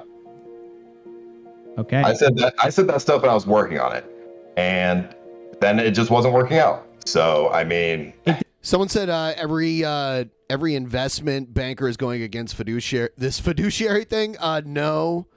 It even says here on Investopedia, registered investment advisors have a fiduciary duty to clients, broker dealers, just to have to meet the less stringent suitability standard, which doesn't require putting the client's interests above their own. So that's interesting. I don't know. Those are the broker dealers. Yeah. That have to meet less stringent. So the fiduciary duty to clients. Business partners have fiduciary duty, and attorneys have fiduciary duty. There's like Yeah, it just seems like the fiduciary duty is more. It's stronger to certain clients rather than others. Yeah, I don't know if it even Didn't work applies out because to you crypto. stopped working on it, Paul. It probably doesn't apply to crypto Yeah, yet because there's not really big regulations in that realm. So I think the people are saying that it is illegal are looking at the way that it would apply illegally to the structures we currently have in place, and those that are saying that it's not illegal know that it's not currently regulated yet, and it probably will become regulated because of people like this going Wild West and robbing their fans. I told you it's just the But platform. you're saying you stopped because it stopped working out. But no, you stopped first, and then you said it was inactive. Then you took the money and ran. Okay, hold on. No, that's not. I mean, sure. The way you're putting it is not false. That's not. but- Well, sure. The But way you're putting it is not false. yeah, the way you're putting it is not false. But you make me sound like a real asshole when you put it that way. My way, I thought, I don't give a fuck about this, so why should the investors care? And that's why I took my money out, because I'm like, these guys, I can't trust these investors with this money. They still have it in this company I built. They still have it in this project I've been backing. These guys should know better. I know better. I'm taking the money out because these guys are idiots for leaving it in. Make it sound like I had ill intentions from the beginning, which wasn't the case. I tried to use it. No, listen, there was a ton of glitches with it. There was people not donating using it. There was bad publicity, so no influencer was going to work with it, no matter how much money was in the marketing wallet. I mean, there were I mean, you didn't have a squeaky clean reputation anyway. There were a bunch of influencers that wouldn't have wanted to work with it solely because it came from you. Not even the other stuff that you basically said it was a scam from the beginning. If his record wasn't squeaky clean, he should have hit it with the fidouche nozzle. The fidouche nozzle. It added a lot of stress into me. I have everyone's, I have a lot of stuff on my shoulders with that, and I just didn't want to deal with the stress. I didn't want to deal with it, so I stopped working on it. It stressed me out. Listen, all of that, maybe, let's just say, maybe we can understand that you were a little too ambitious. You couldn't do it. You're saying, I was in over my head. I get that. I was in over my head. I thought this would be an easy thing. I thought I was really excited about it. And then I wasn't. All of that, I wouldn't have called you. I'm calling you because Julian says, as someone who's a financial advisor and works as a fiduciary, I can tell you it's a broad concept that it's hard to prove someone isn't following it. The most important thing is to get an advisor you trust. Yeah. That's it's hard to know who to trust. You could trust someone and you could be wrong about it too. After deciding that It's you hard to couldn't prove deliver, somebody isn't following you gave it. up. That's not in crypto. That's like across the board. Right. It may not even apply to crypto. I'm having trouble finding info on that. Decided but it definitely applies to regular investing. to abandon people. And it doesn't even Then matter. you took the money. Because it's so hard to prove. That's what looks bad here. It sounds like fiduciary duty is like dookie. It's like when somebody has faith in a religion. They're like they use your faith in the fiduciary duty to get you to subscribe to that particular religion, this being the investment. Everyone, please like the stream. If you haven't already, give us a like and subscribe also. Do it. Yeah, Help us out. the Sweet Boy Buckaroos that I'm putting out are legit, guys. That you took the money. You're not. Apparently, you have no plans to give it back, which is just like blowing my mind right Unless now. it's blatant like There this. you go. And he admitted to doing it too. Yeah. Okay. Right. You understand that. You messed up, you failed, and you're taking other people's money who trusted you. That's why it looks bad. That's why it's a scam. I mean, if that's what you want, if that's how you want to label it, then sure. Sorry you feel that way. That's basically what he's saying. Sorry you feel that way. How would you label it? Somebody makes a bunch of promises. And he said he was going to take it and buy Ethereum with it. They don't go through with it. They don't notify the community. And then they rug pull the liquidity, 90% of the liquidity. What would you call that? I would call it pretty logical. Logical. I mean, I'll put it this way: the stock market, or not the stock market, the crypto market is crashing, and the $300,000 is in there. There's two options, right? Leave the money in there, and then if BNB goes down to like $100, the money goes to shit anyways, or I could take it and the money is not just going to dust.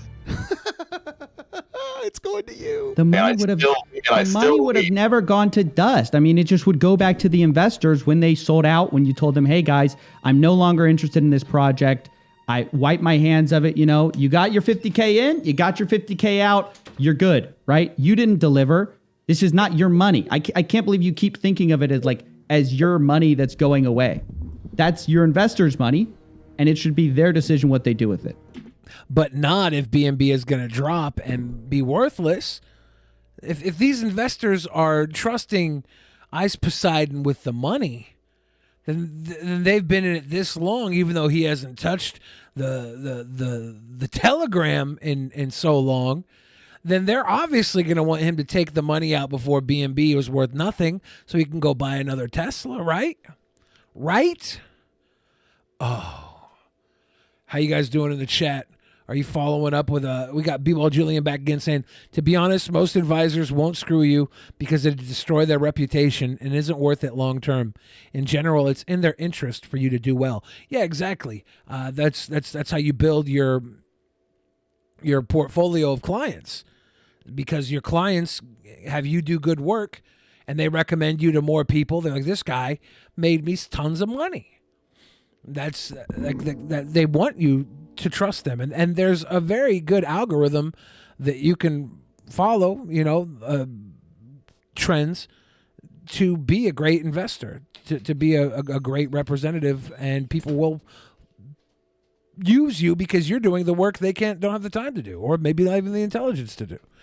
The algorithm, exactly. Happy Chinese New Year, everybody. You just won Scientology? Okay, I mean, that's a fair point. Well, that's not what happened. I had to go pee so bad. I had to run out of this room and go So pee. that's what I'm saying. When somebody who's made a bunch of promises, didn't deliver, misappropriates those funds, that's what we call a scam. You're pointing to these crypto markets, whatever, that's a scam. So, I mean, here's where it's at. Like, obviously, this is something I'm definitely going to cover, but I'd prefer it if there could be some positive into this where you actually return the money to the investor so they can take their money out. That's my ideal goal. And I want to see if you here today can just put that money back in. I know you have it. You know you have it. So shortly after this, he did put more money back in, but not even close. Not even close to the amount he took out. Put the money back in the liquidity pool so that people can sell and take their money back. They can sell. How much money do you think is invested into the coin? What? By who? By people who are holding it. No. Here's the thing. I'm saying you took out $300,000. Why not put that money back in so people can sell? because they can already still sell. There's only 40,000. I mean, you ripped the liquidity pool apart. Yeah, but there's enough money in there for people who have any amounts of money to get out. 40,000, sure, doesn't seem like a lot, but there's not a lot of money invested into the coin, so there's enough for people to sell their portion. It doesn't even make sense. How does that not make sense? Okay, here's the thing. Don't pretend like you don't understand how liquidity pools work. When you take them out, I know how they work. Okay, then why are you acting obtuse? Like, you took out $300,000. If other people had withdrawn all their money, that $300,000 wouldn't be there, would it? Right, and that's why he took it. Even if what you're... And he's like, they just should have known. They just should have known that I just wasn't interested in this anymore. They should have sold. You're saying is, let's just say what you're saying is true, which is $40,000 is enough. Put your money back in. They'll all withdraw. There will still be that $300,000 for you if what you're saying is true, and then you can take it back out. How about you put it in there, announce to everybody that, hey, I gave up on this project, sell everything you can, take your money out, and then whatever's left, if what you're saying is true, and you know what, everyone can be made whole by this magical accounting, then you can have that $300,000 that was left over. But you know that's not true, so that's why you're hesitant to do it. Well, yeah, I mean, I don't want to do that, obviously. So you want to keep the money that's not yours, that you took from the project, even though you failed to deliver. I mean, I'm not really sure what you want me to say, but yeah. I mean, this could be used as evidence, right? In court? He literally said, I'm not sure what you want me to say, but yeah, you're right. I mean, I don't really, what do you want me to say? I just want you to admit it's a scam. From the start, I did not have ill intentions, but at this point... Then you got ill intentions. Okay, hold on. At this point... You eventually developed ill intentions. Sometimes you come across places in your life and you have to scale something, right? And sometimes you have to look out for yourself more than other people. Wow. And, that's one of these situations. And I mean, I don't really know how else to put it. Is Ice Poseidon going to spend that $500,000 from this project on legal fees? If I think of it like this. If somebody is still holding money into a coin that's not active for 7 months, 6 months, however long, it's the responsibility. Part of the responsibility is on them as well for being, putting too much emotion into it. Was it 6 months? Did you hear that? Was it 6 months that he was inactive? He claims it was inactive for 6 months. Did you hear what he said about it, though? It's their fault for being too emotional about it. Yeah, it's their fault for believing him when he said it was a long-term investment. To do that, obviously. So you want to keep the money that's not yours. Oh shit! I went back. That you took from the project. From the start, I did not have ill intentions, but at this point... Then you got ill intentions. Yes. Okay, hold on. At this point, sometimes you come across places in your life and you have to scale something, right? And sometimes you have to look out for yourself more than other people. Wow. And, that's one of these situations. And I mean, I don't really know how else to put it. I think of it like this. If somebody is still holding money into a coin that's not active for 7 months, 6 months, however long, it's the responsibility. Part of the responsibility is on them as well for being, putting too much emotion. His investments would be in before he could ever take it out? No, they didn't cover that. A lot of times when you do a crypto, you have the creators of the crypto will have a 6 month period where they can't take their deposits out, their investments out. Well, it was locked. The liquidity pool was locked at some, or he lied about it. Yeah, that's why I want to know if he lied about it being locked or what. Maybe. Okay, you still didn't answer what I said, which is you said, what do you want? I said, I want you to admit this was a scam. I can tell you're having trouble saying it because you are at odds with what you did and what you think of yourself. But just tell me, just be honest. You scammed people. Whether or not you meant to do it, now you have scammed people officially, and you refuse to give their money back. Okay. I'm not going to say it was a scam because that's just that wasn't the intention from the beginning. But it eventually was the intention, is what I'm saying. My intention is to not fuck people over, but like I said, there come certain points in your life. There come certain points in your life where you have to look out for yourself and weigh the options, right? Oh. And what did the option say? And what did the option say? The options say leave the money in there, or take some of the money. Like I don't know, like or tell the investors, as the leader of this project, that you are no longer working on it, and take their money out while they still can. I mean, they still can. Sure, not everyone would be able to sell, but see, they still can. Not everyone can sell. I left 40K there. I wonder how many people got to that 40K that was left there. I don't know. A lot of money invested into the coin. Not anymore. I think one of the top wallet holders has like 4 BNB. Can you tell me how much money you made off this? I'll just call it a scam. I know you don't want to call it a scam, but it is a scam. So what did you make off this?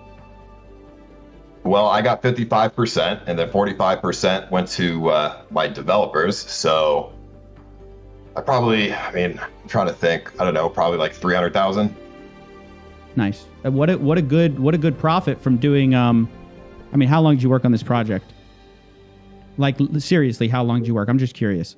Well, like you said, it was a fork, so I don't know, a couple weeks. $300,000. That's a good. It's a nice chunk of change. I couldn't find anything about the liquidity pool being locked for any given amount of time. Yeah, I'm not even sure how that works.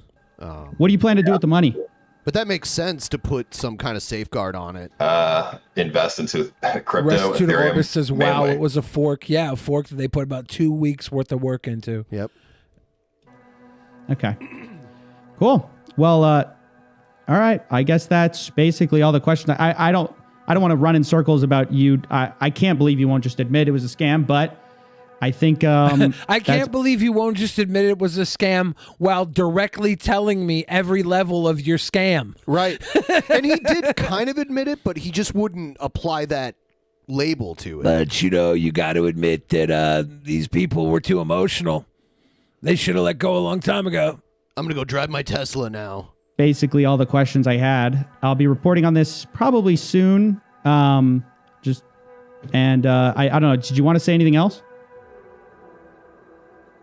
I mean, there's not really much else to say. I've told you what my thought process is. At the end of the day, there comes points where you have to look out for yourself. And I think that it's also some of the responsibility falls on the people that are still invested. For getting scammed. Yes, I agree. They should have known not to trust influencer promises. I agree with that. You and I agree on that. They shouldn't have trusted you. I agree. Yeah. You're saying they shouldn't have trusted you. I'm saying they shouldn't have trusted you. The difference is you're the one that fucked them over. Your fans that trusted you. Yeah, don't trust influencer promises. I was more saying when something is inactive, you sell. Well, no one knew it was inactive, right? Dude, I didn't talk in the Telegram. I didn't do anything with the coin for months. Right.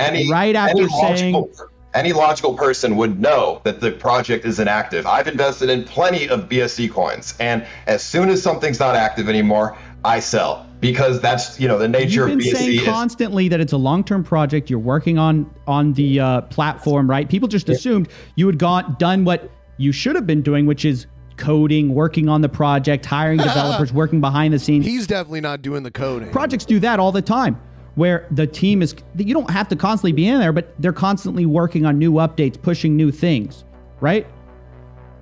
You worked on it for a few weeks, told everyone it was a long-term project, told everyone you were working on it, made some half-assed attempt to get a website up, and then gave up, waited till your liquidity unlocked, rugged the coin while ghosting everybody.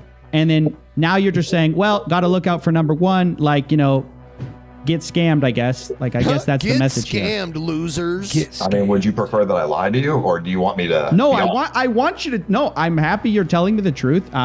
You know, but I think it's messed up. Like, I can be grateful that you're honest while also being like shocked and appalled that that you're so brazen about this. You know, like it's both things are true. Well, I mean, this is terrible, and it's also emblematic of a wider attitude Hell's Only of is saying, where influencers is the towards their FBI fans. on this? Well, we've had people directed towards IC3.com if they were part of this, if they were scammed. It's the investigation, the Internet Cryptocurrency Community Investigation website or whatever, center. So, Internet Crypto Criminal Center. I don't know what the where they 3 really C's don't stand for, but care it's about there. the IC3.com. And simultaneously you wanna build up a case. Are like fine with ripping people off, while also I think probably being, I don't know if you're aware of the fact that your average fan has way less money than you. So you're just taking from poor people. Like, you understand that, right? That is definitely not. That is not a good way to put it. That's a pretty. He's like, that's not a good way to put it. He's No. like, that's Stealing from poor definitely people. not a good way to put it. You know what? Yeah, IP2 plus IC3 is ICP23. Oh shit! Great Malenko. Oh shit! It's the 23rd anniversary of the gathering of the Juggalos. Shitty way to put it, my dude. It's. I think it's a pretty shitty thing to do. Sure. I mean, I can agree. Taking out liquidity is definitely not ethical. But like he just admitted. Damn. I said, when there, you sometimes you have to look out for yourself. And I think by this point, if somebody hasn't used logical reasoning to determine whether or not they should sell by this point, some of the responsibility also falls on them. Look, Ice Poseidon will tell you this every day of the week. If you trust him, that's your fault. Yep. Again, what are you saying? Like, I don't disagree with you that like trusting influencers is always a mistake, right? Empty influencer promises, right? Like, I agree with you. That's a problem. But if you're trying to say they made a mistake, so it makes the shitty thing that I did okay, like it's insane. Like, that's crazy. And you just said like, yeah, like it's like taking from poor people. Yeah, it is. That's literally what it is. Your average viewer has way less money than you, and you took their money. And your only explanation is, well, they were too dumb to realize how these projects work, so they deserve it, I get. I don't know if you're trying to say they deserve it. Saying. You're saying they owe some responsibility. I agree they owe some responsibility, but do they deserve to get ripped off? No, I mean, nobody deserves that.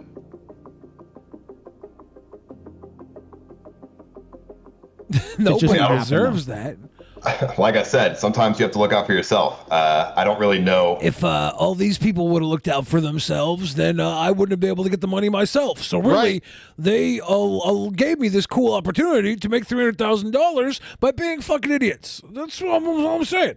How else do you want me to put it? I mean, you could say it in all these different ways to make it sound as horrible as possible. And you know what? I can agree with you on some of those things. I just don't like to put it in those specific ways. I agree with what you said, but you make me sound so horrible. I can't agree with that. It makes it sound like that was the intention from the start, which it wasn't. But at this point, the project's dead. There's $300,000. You know what I mean? Might as well be Paul's. Might as well be yours, right? I mean, sure. Sure. He's like, yes. I want to know how long the liquidity pool was locked for. Like, if it was locked for 6 months and he waited for it to open up, let the project die, and when it opened up, he pulled out. If it died, it was because he stopped supporting it and stopped working on it, though. Yeah. But I just, it's like there's a window where the liquidity pool is him saying that it's locked. And if it wasn't locked for as long as he said it was, I want to know. I want to know that. I feel like that should be here. He took it. Well, I mean, for you, I don't expect this will matter much. Well, he you said can it just was lay locked, low, right? ride Like he said the liquidity pool was locked. He claimed early it was on. locked. Yeah. the $300,000 out, and you'll be fine. I hope I could say the same thing about whoever put the money into this project. Yeah, You're so gonna say all the negatives. If you're gonna say all the negatives, maybe say some of the positives too. When the coin released, there was scam coins, or like coins that were had the same name as my coin, and people who bought those, I gave them money. I probably gave people, I don't even know, maybe Well, that makes it all okay. $40,000 of my own money to people. No. In his You're in just his ignoring the statement, positives. in his release statement, he just said he probably gave $10,000 to people in that statement we read just earlier. Right. And now it's 30 to 40,000 in this interview. Yeah. I probably don't think he gave much at all. Bought fake projects, or if somebody DM'd me and said they put like a couple thousand in, I gave them like maybe 30% of it back. Like, I was doing things to try to help Saint Paul. He's the new Saint people Paul. out, but at a certain point, you can't help people out. So if you're going to say all the negatives, Well, you might when as you well have say when you all have the positives. $300,000, you by definition can still help people out, right? Like again, I'm not telling you have to lose money on your project. I'm saying just give back everything else. And you're saying no, you still want to profit from a project you self-admit you did the minimum amount of work on, got bored, gave up, but you still want to basically pocket the money and just say like, yeah, well, Yeah, like $300,000 to $500,000 based on a couple hours of work is mind blowing to me. it was their fault Or a few weeks of work, right? He said a few weeks. for basically trusting me.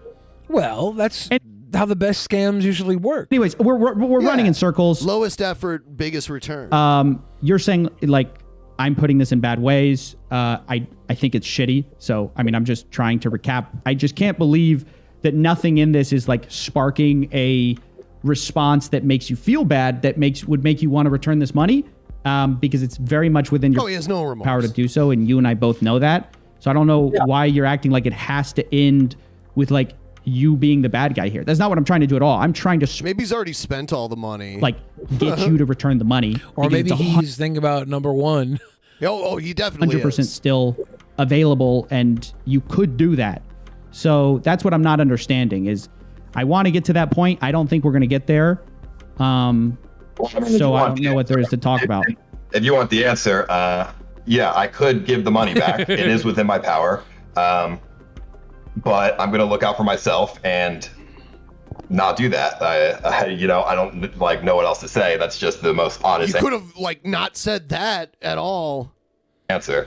Do you think the FBI should get involved with cases like this, or like the SEC, or do you think like people like you should be prosecuted? No. Why not? No. I mean, I'm just saying, crypto is very unregulated right now, but fraud is still a crime. I'm just asking you. I'm not saying you're guilty of anything. I'm not accusing you of that. I'm just asking, what do you think should happen to people who scam or take money or, take people's money from a project that they didn't do much in? What do you think should happen to them? Well, I mean, if they just rug pull from the beginning, then yeah, that would be really extra shitty. And Why would you they do it at the beginning?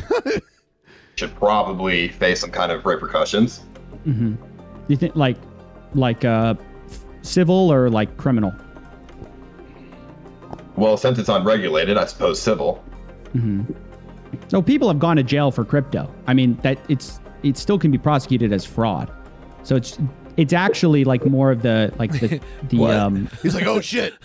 Nobody Like told whether- me that when I was looking into the scam situations. it's a security Everyone, please like the stream and give us a subscribe if you haven't already. that's not very Smash that well like understood. button, baby. But you can still commit crimes with crypto. Obviously, everybody knows that. But I guess what you're saying is that as long as you wait like a few months before you rug pull, then you're good. Yeah, he was like, oh yeah, well, yeah, but you got to wait for shit to happen too before you can do an effective rug pull. If he had the liquidity pool locked for 6 months and everybody knew it was going to be locked for 6 months, and then that 6 months hit, isn't that kind of like the area where it's like it's now an option for him to do this? Like, I don't know what the liquidity pool was. I don't know how long it was locked for. Like, if he just let the project sit and die for 6 months, liquidity pool opened up and he's like, well, now the liquidity pool is open, I can fucking take all this out.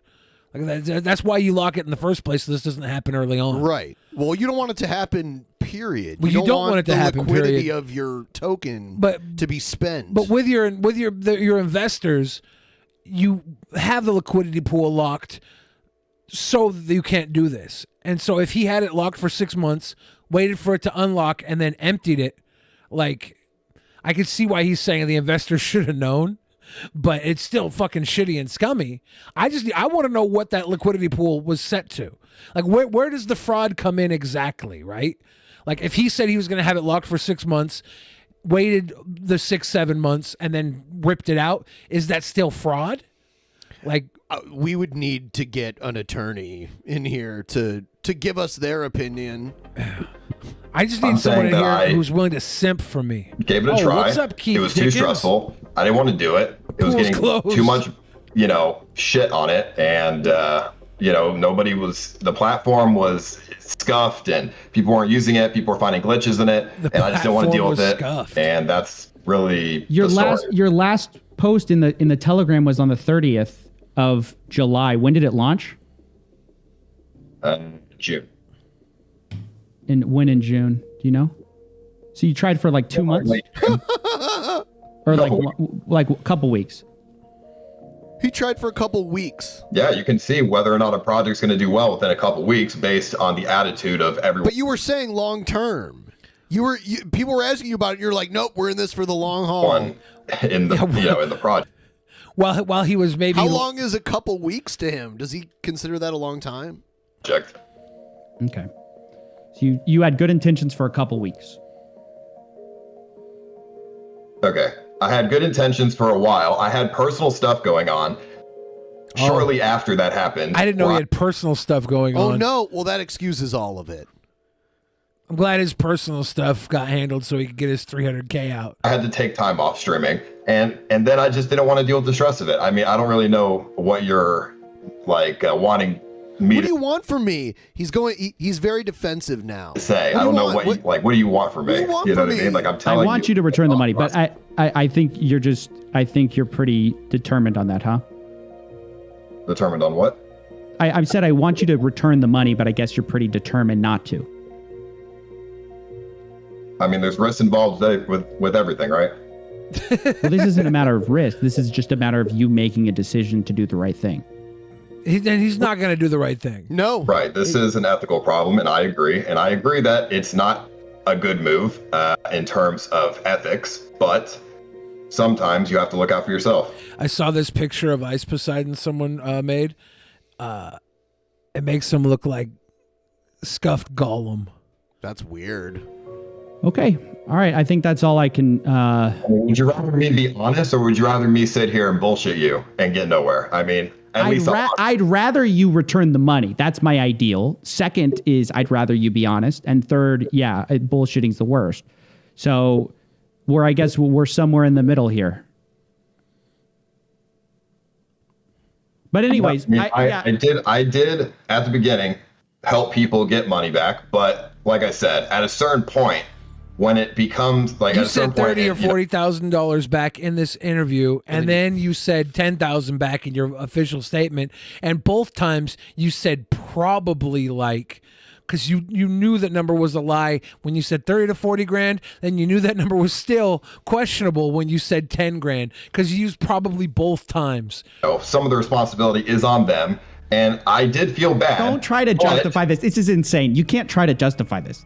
You know it's wrong. You're deciding to do the unethical thing. Don't try to code it. Don't try to code it in some I tried. You didn't try, right? You decided to do the unethical thing. You're doubling down. Don't try to code it in some oh, I don't know. It's like the responsibility. You are deciding to do the shitty thing. You know that, and you're still doubling down. And that's where we're gonna have to leave it.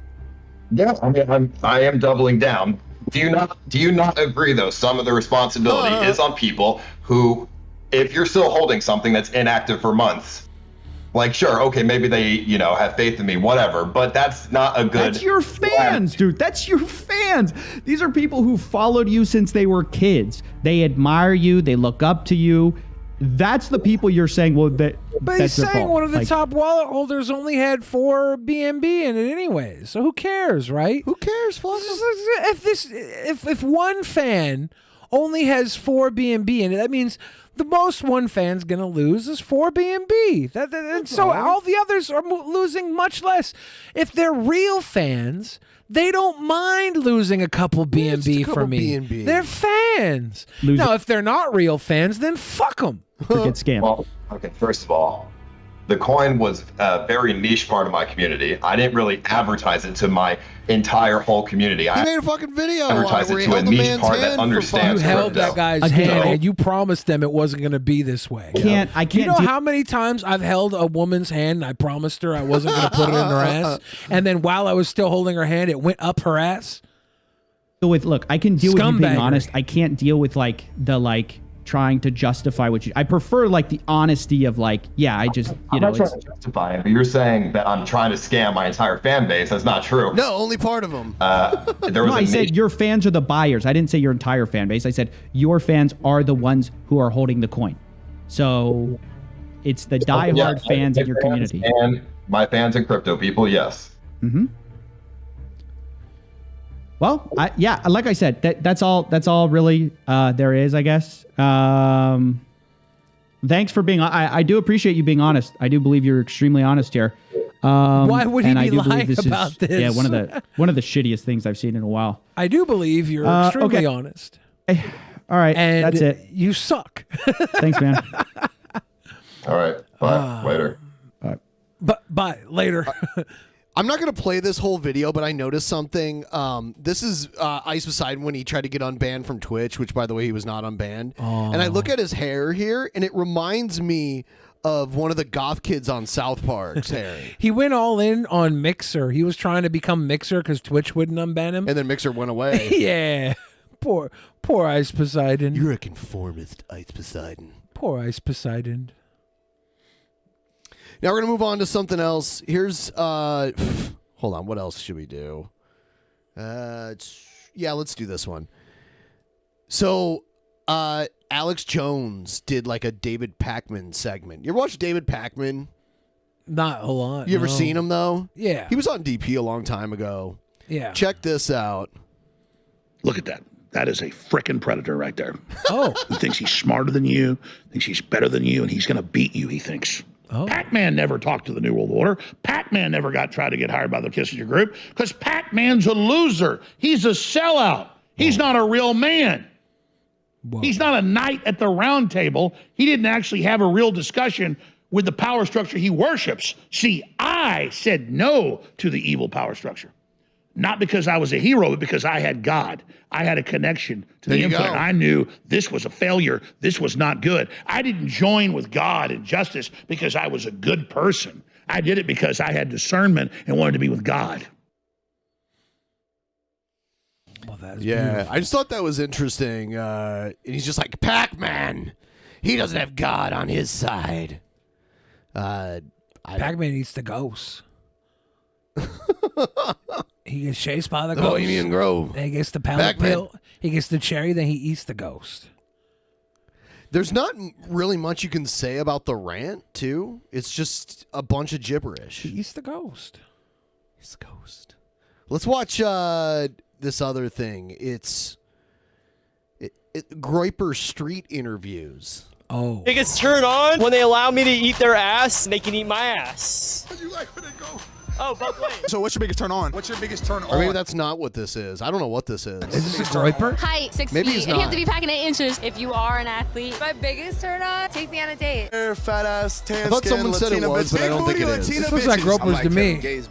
Is there a Groyper that gets interviewed? Just grab me. Just grab me. Okay, Just grab me. real quick. This guy's interviewing people. He's asked them all these questions, and then he goes and he interviews Nick Fuentes. And Nick Fuentes is like, well, my biggest turn on is not Cat Boys. It's putting America first. I don't even know what this is. This Let me is good see. stuff right here. Someone sent me.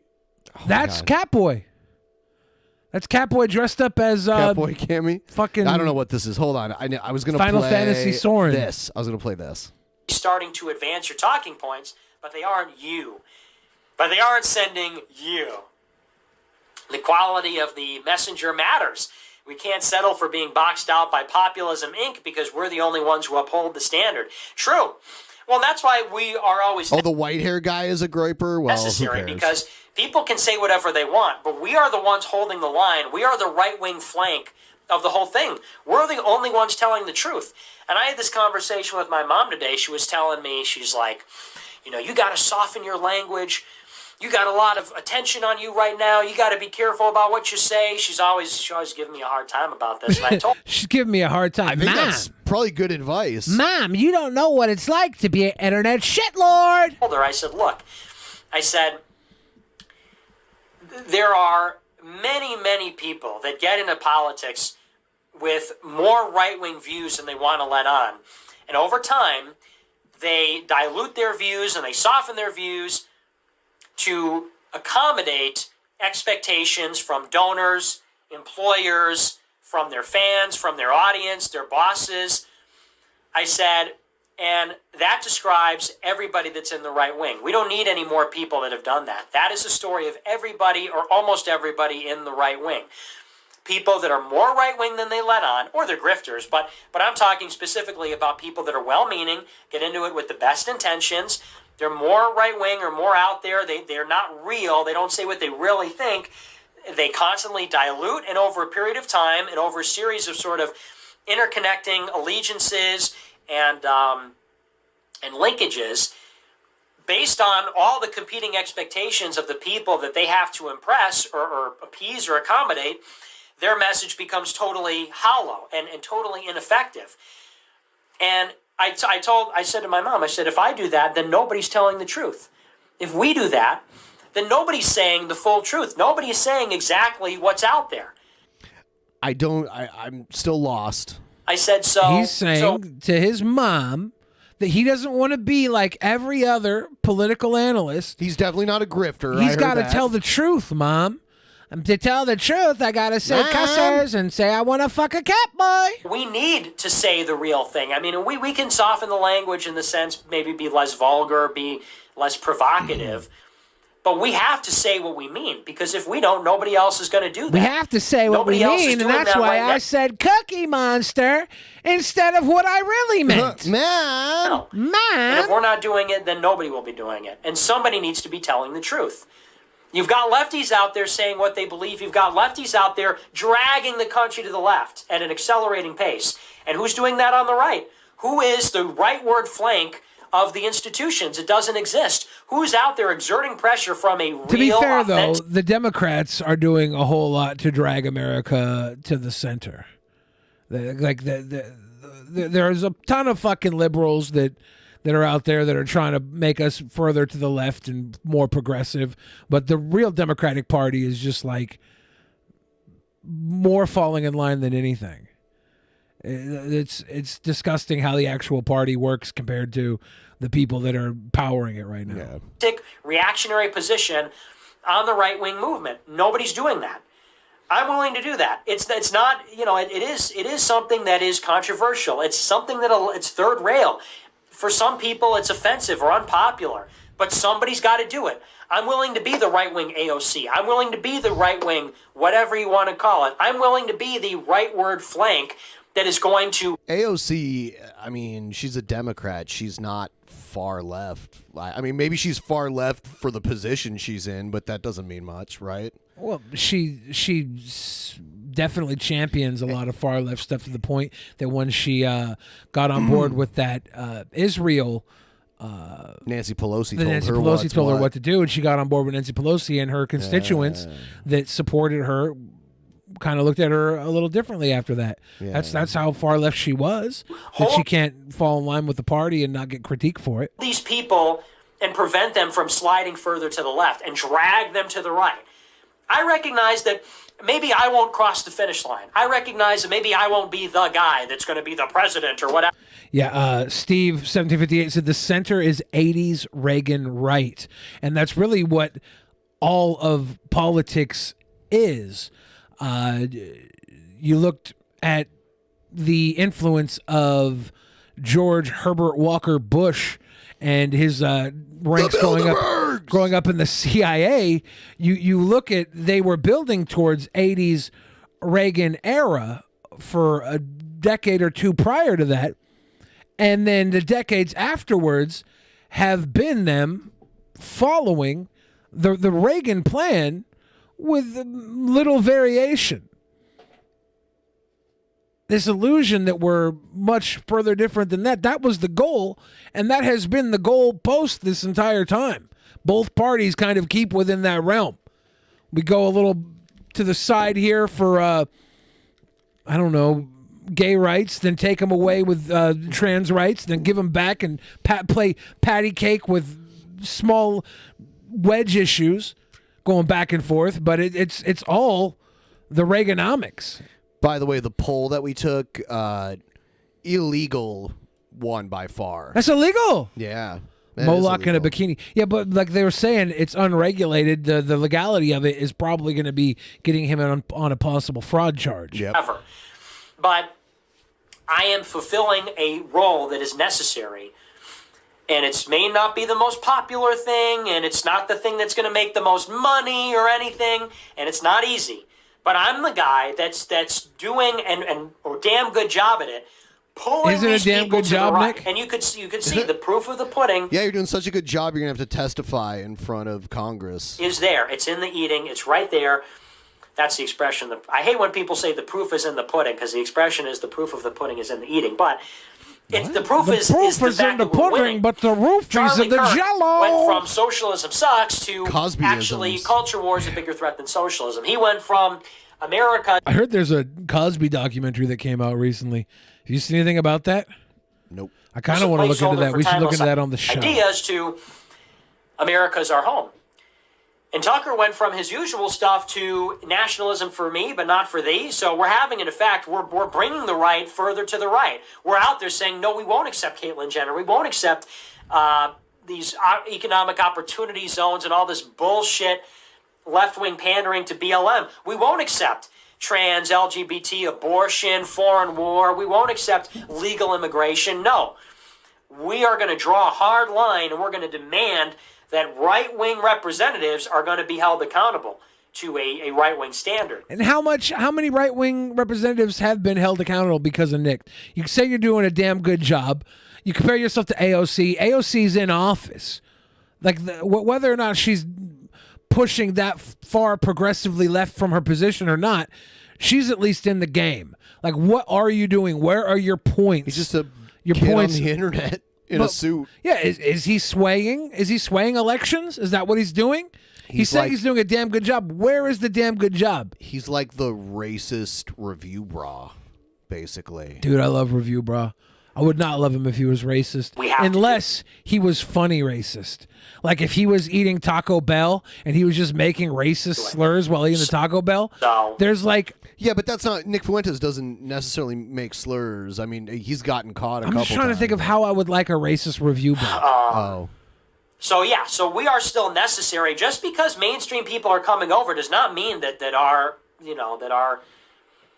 what we're doing, the need for it is abrogated by that. It's not. Review Bra is awesome, yes. Review Bra is awesome enough that I would stop and I would ponder how racist I would allow Review Bra to be before I would disown Review Bra. I feel like I'd let him get away with little stuff. I'd be like, okay, it's in the name of comedy. I think he's great. I'll let him get away with that. Does that make me a bad person? Maybe.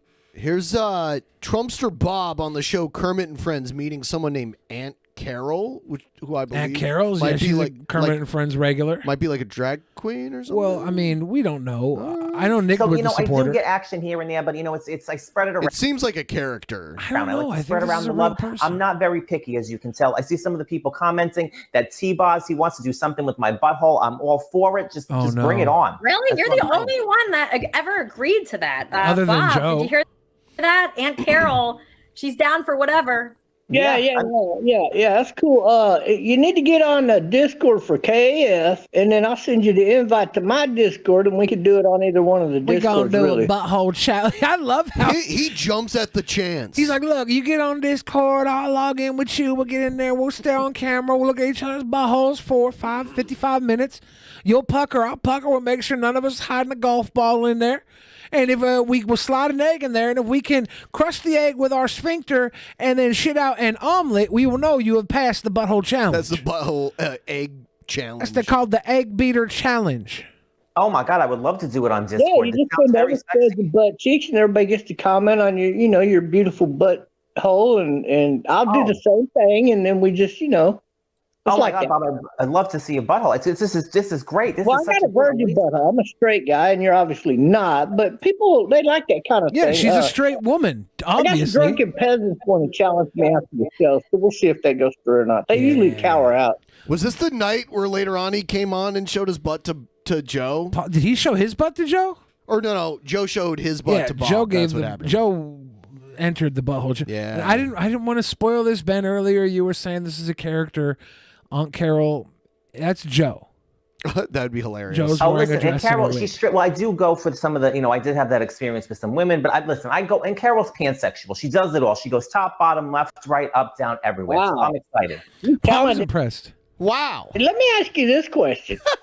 Are you talented enough that you could pick up one of these with no hands? Or are you talented enough you can pick up one of these with no hand? Why does Bob have so many fucking generic ass 3 liters? Half drank bottle. Yeah. Yeah. He's like 7 half drank bottles next to him. Well, let me tell you right now, I got my wine glass. You probably can't see it. I'm putting it right down there. Aunt But Carol, it's if you go holding it one guy, one jar on us, up very, very nicely. It's turn going. away. It's going Wow. okay. I don't want to get this girl banned off of YouTube, but I got my wine glass down there. Let's just say it's doing things. Okay. You are talented. I mean, Bob's impressed. and this guy could get on stage and make some money, honey. Not guy, Alicia. not guy. It's Aunt Carol, not guy, not guy. Okay, so I just want to say you're still beautiful. I still love you to death, and you're one of the best people I ever met. I don't care what anybody says. Oh, thank you, Bob. You too. You're wonderful. I'm so happy you're here. Sweet boy, Bob. Yeah, and for those of you who didn't see it, anyone who signs up for the Mother Load, which is our $50 monthly Patreon perk, if you're signed up anytime during this month, next month we will send you this beautiful shirt. It's the shirt of the month for the Mother Load. Everybody should get this shirt so they can wear it on July 4th. Very patriotic. This is a patriotic Make America Great Again television program t-shirt. As you can see, he has an action figure that's doing the butthole challenge. Who's the action figure? I mean, it's the back of the head is Eddie Guerrero because he was talking about how Eddie Guerrero was gay. Yep. But it's not a picture of Eddie Guerrero. I don't want to say that's Eddie Guerrero. Okay. It's not because it's not Eddie Guerrero spreading his butt cheeks either. You know. Yeah, yeah. It's the butthole challenge. Yes. This is it's the butthole challenge in front of a beautiful waterfall. It kind of reminds me of the "You Deserve an Oscar." You deserve video, an Oscar. where there's like the big waterfalls. The in the Oscar. background. Now, what would be great is if we had Bob holding an Oscar doing a butthole challenge. If the Oscar was bent over. You deserve an Oscar. You deserve an Oscar. Here's Nick Fuentes doing a review of the newer Spider-Man movie. What do you think of this? Damn. Did you like it? The newer Spider-Man movie? Yeah. It was good. All right, let's see. Anyway, yeah, so it's, like I said, it's a slow news day. I will say I did see the new Spider-Man over the weekend. That was probably the one eventful thing that happened to me this weekend. Did you guys see it? I mean, I know Beardson and Milo just debated about the Marvel Pokemon stuff. Huh, this is like kind of a follow-up to the thing we watched on the last episode. You know, the consumer culture. But I wanted to see it. Everybody else is going out to see it. You know, I'm interested. I'm curious to see how they're going to wrap things up. So final CX in the chat. Final movie in this Spider-Man trilogy. And I was like, yeah, why not? I was hanging out with a few friends. Why I was like, not? yeah, we could go see the movie. Don't explain it. Go see the fucking movie. This is the problem I had with Beardson defending himself to Milo. Yeah. He's trying to explain. It is what it is. This movie had made $1 billion. It was designed to make $1 billion. It was designed to please consumers.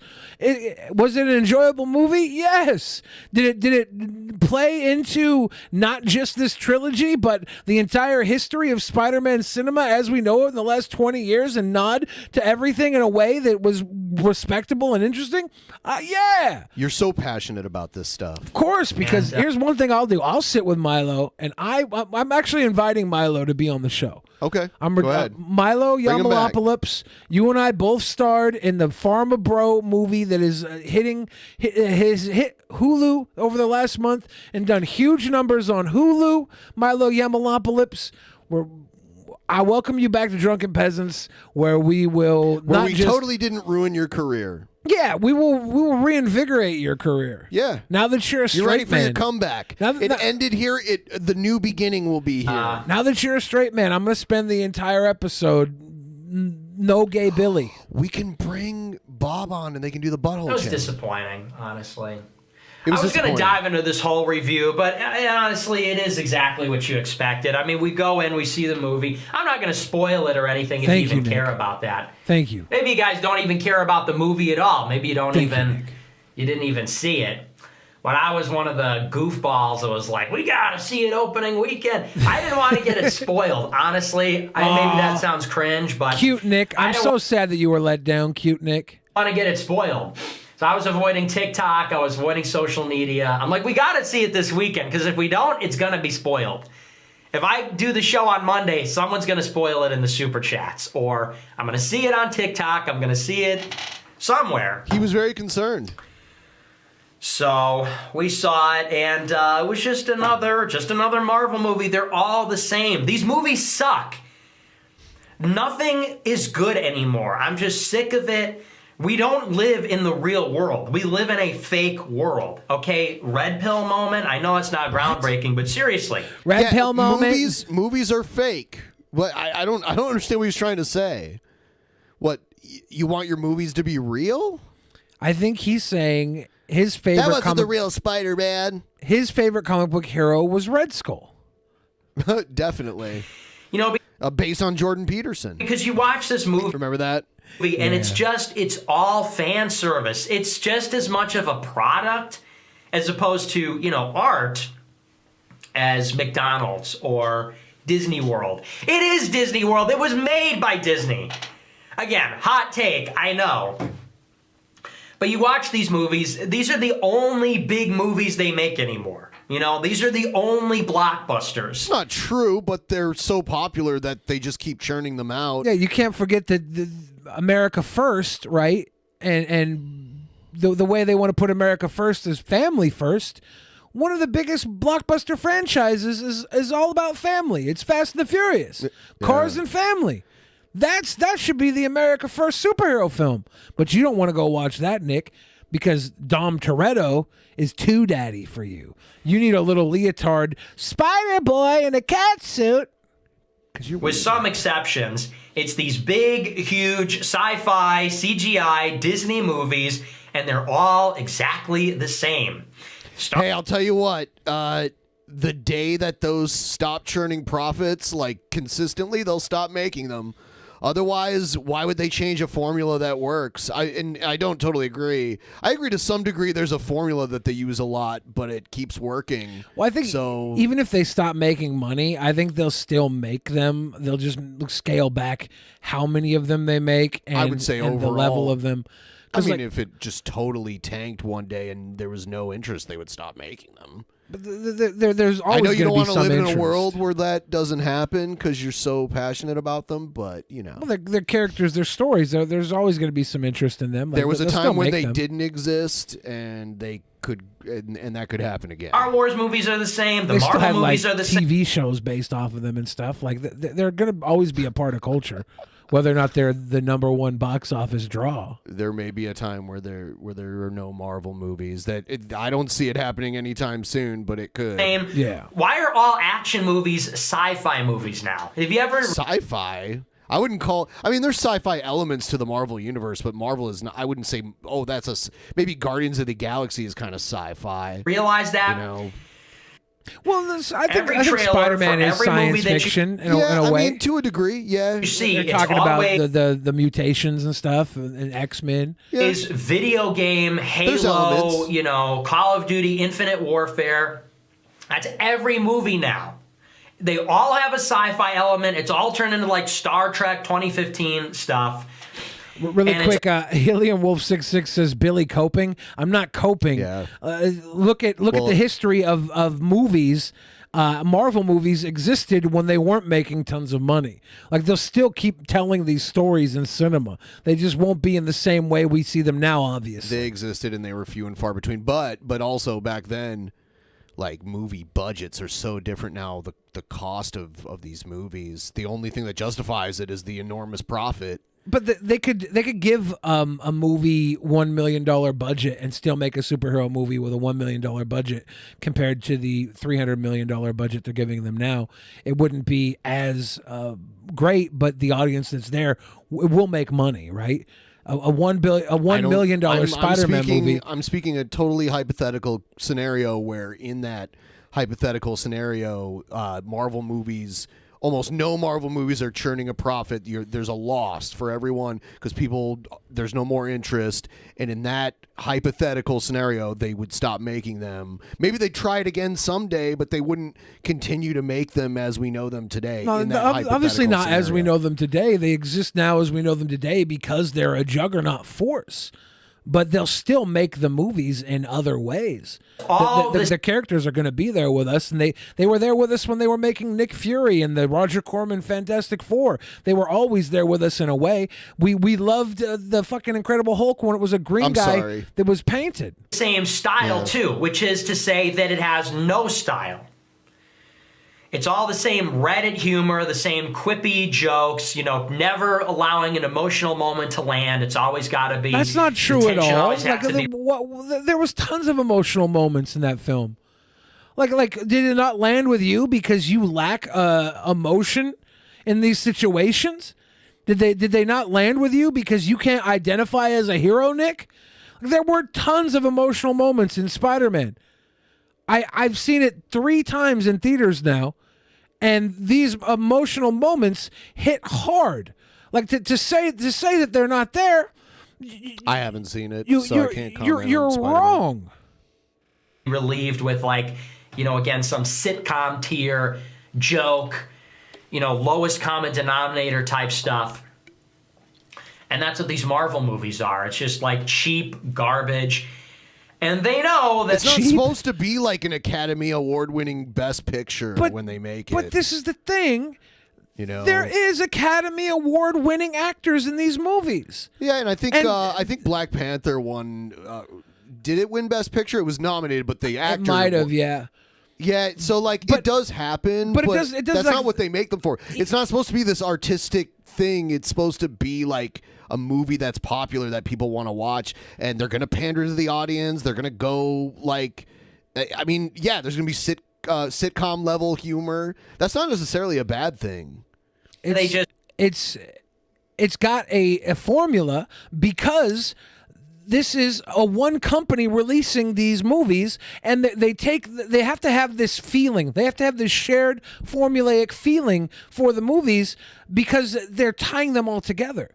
This is an amazing series of films, unparalleled in cinematic history, and they have to be popular. That's how they exist. It's how they thrive. And in our world, the way our world exists, they have to be popular. They have to appeal to the lowest common denominator to continually be made in this capacity. I would love if we could have this be like an art house comic book series universe. And maybe because this exists, somebody can really get an art house comedy universe set up. But the DC, the counter universe to Marvel, they're fucking up left and right. They're still making money off of their shit they're putting out, even though the fans are unhappy. The actual fans of the stuff, not just superhero fans, the fans of the DC universe are unhappy because they're telling you to bring back the Snyder universe. They think WB's fucking everything up. Maybe they are, maybe they aren't. But they're still making shit tons of money off these films. And so it's like they're not going to change. Maybe there will be somewhere out there where, like, I don't know, Spawn. Well, I think they were hoping Suicide Squad would kind of be like, even though it's part of the same universe, it was going to be a different way at looking at DC. And I think they're going further, you know, out there. They're using what they have successful and building off of it and letting everything else kind of fall. I think the new Batman movie with Robert Pattinson is going to be really good, like really good. Well, we'll see. We'll see. I like what? You like any? Well, you like most things you see. That's not true. I find value in most things I see because I'm not a fucking a normie that just goes to have his personal preferences titillated. I went last night and I saw a movie that was in Spanish called Parallel Mothers. And that's not... you watch shit movies. I watch all movies. I absorb everything in, and I try and find something from each movie that will give me a perspective of why the film was made and for whom the audience was for if it wasn't for me. Do you think the average person has as much time to watch movies as you dedicate to? Maybe. Okay. I really don't know. I think the average person has the same 24 hours that I have, and they use them in ways that benefit them. And I choose to go to the movie theater and kind of have an hour or two in a theater where I get to watch and maybe while I'm watching the movie, I'm thinking of how the movie could apply to me next day on Drunken Peasants with you. Okay. And during the movie, I see something from that movie that then becomes a talking point in an episode with you and me. So it's like, for me, it's a way to disconnect and also run thoughts through my head that could be applied in the future. Like it's part of a process.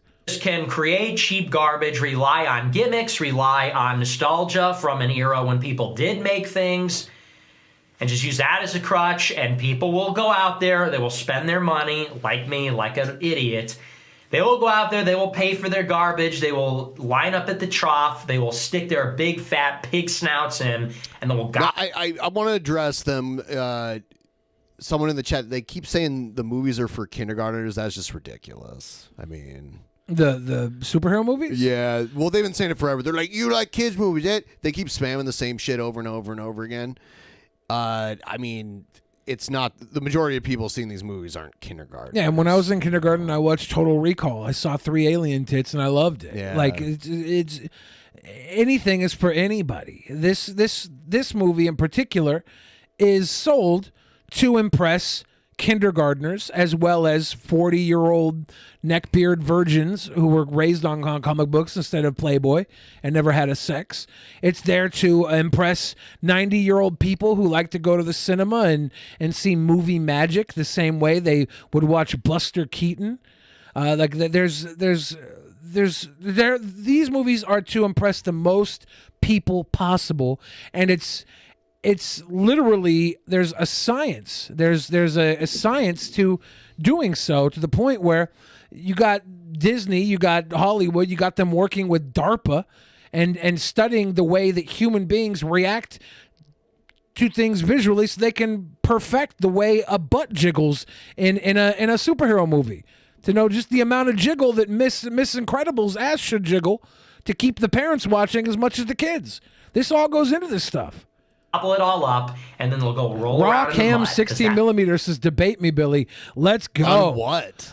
Their name's Raw Cam 16 millimeter. This seems like they know a lot about film. Like if your name is Raw Cam 16 millimeter, either you know a lot about film or you're into snuff.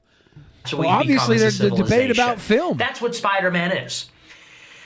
So I wasn't disappointed because, I mean, I was really expecting quality like that. But you go in and And you're just like, wow, like nobody's making anything anymore. And I was also so thinking many this, people are when is the making last things. time we had a truly You're great... going to Disney. You're choosing to go to a Disney mass release.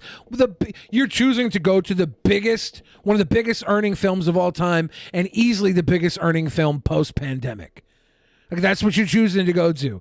If you're looking at it and you're pissed off that it's not Mein Kampf the movie, like, you're an idiot. That's not what it's supposed to be. You're looking for something out of this that it never was going to be. That makes you the imbecile, not the fucking movie. The movie's not dumb. You are. Internet celebrity, or a truly great celebrity at all, a truly iconic American figure. And I'm not even just talking about internet, but I'm talking about actors, musical artists, comedians, anything like that. When's the last time we had a truly icon or iconoclastic figure? Because you think about the American century, the last century, and you think about Elvis, you know, and you think about Michael Jackson, and you think about Bob Dylan, and Steve McQueen, and Tom Cruise, and Clint Eastwood, and you think about Harry Styles. I'm sorry, Harry Styles isn't your idea of manly men like your Rock Hudson would have been. But Harry Styles is very much who you just declared, and he's appealing to the generation now. And the same way the Beatles had long hair and made people's parents uncomfortable, Harry Styles goes out, wears a fucking dress, looks more manly in a dress than Nick's ever looked in his fucking communion wafer suit. But you want to cross your arms and be Archie Bunker, internet Archie Bunker. You look like a dork. Archie Bunker only existed for people to laugh at. He wasn't the moral compass of the episode. He was the buffoon held onto the old ways, constantly getting one up by progress.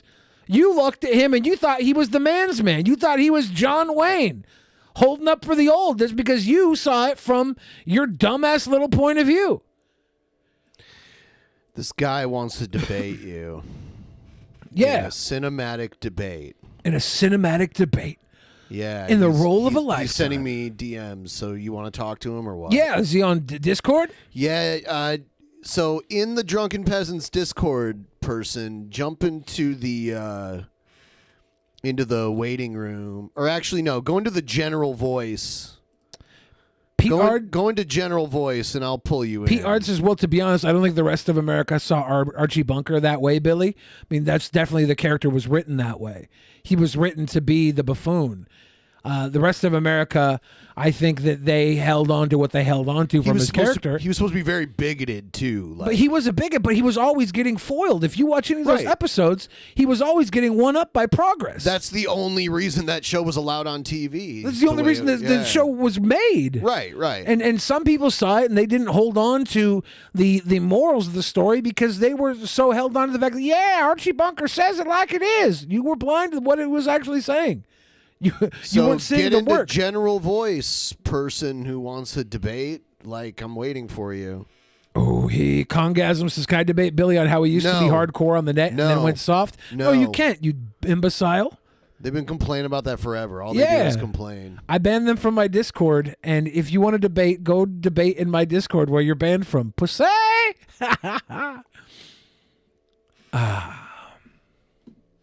And here's the thing, Congasm. I am still hardcore. Just not your version of hardcore. I evolved. So is this person running now? They make a challenge and they wanted the debate. I mean, they wanted the cinematic debate of a lifetime. I mean, they sent me a DM a few minutes ago. Where you at? Where you at? Is it Rob? They're in Cam our 16 millimeter. They're in our Discord server. Yeah, it's them. They're in our Discord server, but I don't. They need to go into general voice. Let's go. General voice. Yeah, I see you. You need to go into general voice, the general voice chat. I see you in the general text, but you need to go into general voice so I can pull you in. Let's go. Run away. There you go. Well, away. I guess that'll work. All right. Run away. Hello, can you hear us? Your life. Audio up, please. We can't hear you. Their thing isn't like you know, the green ring around when you talk, it's not doing anything. So I don't think they're. They gotta get the right mic set up, Yeah, you Rockham. If I don't know if you can hear us, their audio. Are they saying See, they these can- are the things you gotta work out before you issue a debate These are challenge. the days of our lives. You issued a debate challenge and you're not even prepared. Is he What trying this? to debate me on the history of silent I films? think he's trying to debate to you. If he's trying to debate me on the history of silent films, then I understand why he's not talking right now. But if you're trying to debate me on the talkies, you better get that mic working. On the talkies? You're trying to get me with those talkies, you better get that microphone working. You see here? You see here? Trying to debate his way out of push to talk. Yeah, if you have to hit push to talk, let us know, Rockham. Let us know. Settle the debate. So what is this? What is what? They're in there. They're just not saying anything. They're trying to get their audio working. They probably don't know how to push to talk or something. And they're here. They're trying to get it working. I assume they'll get it working very soon. If they. No, I cannot hear shit. There we Okay, go. now we can you hear us you. now. We had him for a second. I don't know if he could hear us. Well, that's strange. I'll check our audio just in case, but I think let's see. Rockham, can you hear us? I can hear him. Everything is set up correctly. Hear him on our thumping end. away at the keyboard. Everything is set up correctly on our end. Like Poor I can Rock. see that I'm putting out audio. Yeah. Where's Magicus? Why do we need Magicus? Because if we can talk to him, then it's definitely a problem. Like all the settings are correct. I'm not going to debate Magicus about film. He loves How about fucking My Little Ponies. mayonnaise? Mayonnaise? I've debated Magicus about mayonnaise. Can you Am hear I us now, on? Rockham? Oh, I am on. I You cannot are hear on. you, man. Can you hear us? Fix your audio. I can hear you through the stream. I cannot hear you from. Well, okay, Rockham, make sure that you have your right Magicus, headset can you set hear up through us? Discord, okay? Yeah, I can hear you just fine. Okay, so it's on his end. Yes, All right. it is. Yeah. Good. Have you? Oh, so have you- it's my end. Okay. Yeah. It's your Oh, I audio can setting. hear you. Yeah. I You can hear us apologize. now? I'm sorry. No Yes. problem. All right. Hello. So Sorry. now, well, go ahead and. So what's your Yeah, problem? What's the point of the debate? Like where are we going? Well, you were like trying to correct Nick on some stuff about the cinematic formula. Well, that's not really a thing. Well, it is a thing, but it's not how you make it. Well, so. explain to me what I said wrong, and then I'll tell you whether or not I stand by my statement. I think you were saying that. Well, can we see the video with Nick? Maybe I can comment with some of the stuff you were saying. So what you're telling me is I was wrong, but you don't know how I was wrong without Nick being there? No. Yeah, I'm trying to remember because you said so many things wrong. You were saying that. What was one thing I said wrong? Yeah. You say that. What was it? Hold on, let me check the comments. I forgot. You were saying first a thing about the. What was it? Because I was ready to admit I was wrong, but you can't even tell me where I was really wrong. hope this isn't Lucian Hottabach. No, this is Rockham 16 millimeter. He knows film. Yeah, I Rockham, know film. tell I me- am a film director. I do. I What have you I directed, recently finished Rockham? my Serious film. vlogs. I just finished a film. It's in post production right now. It's basically a luchador film that is basically an homage to the luchador films of the 1960s and 70s. Are you at liberty to tell us what that film is, or is it? Yeah, I can tell you a couple things. It's a Mexican film, but it's also probably the first visual effects heavy Mexican film ever. What was the budget on your film?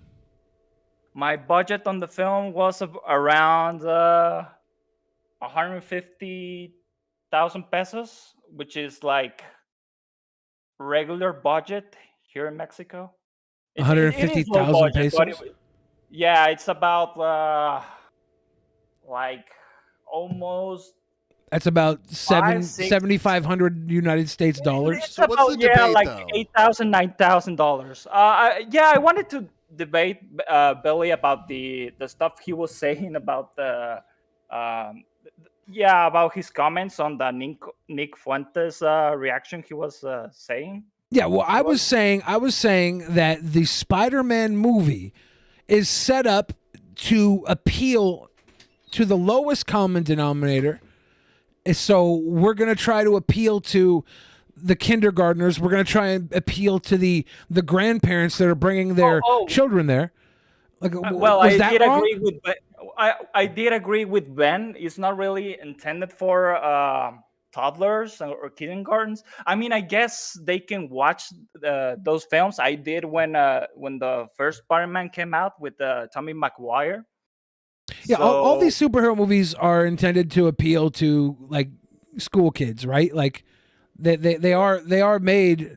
Like if you look back at Batman Returns that came out in 1991, was it?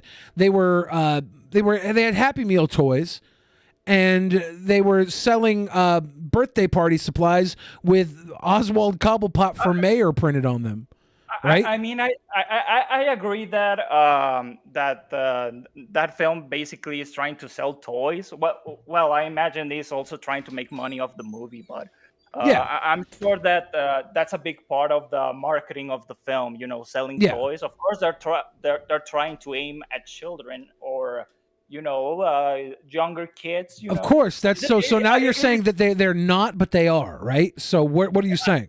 It is. Oh well,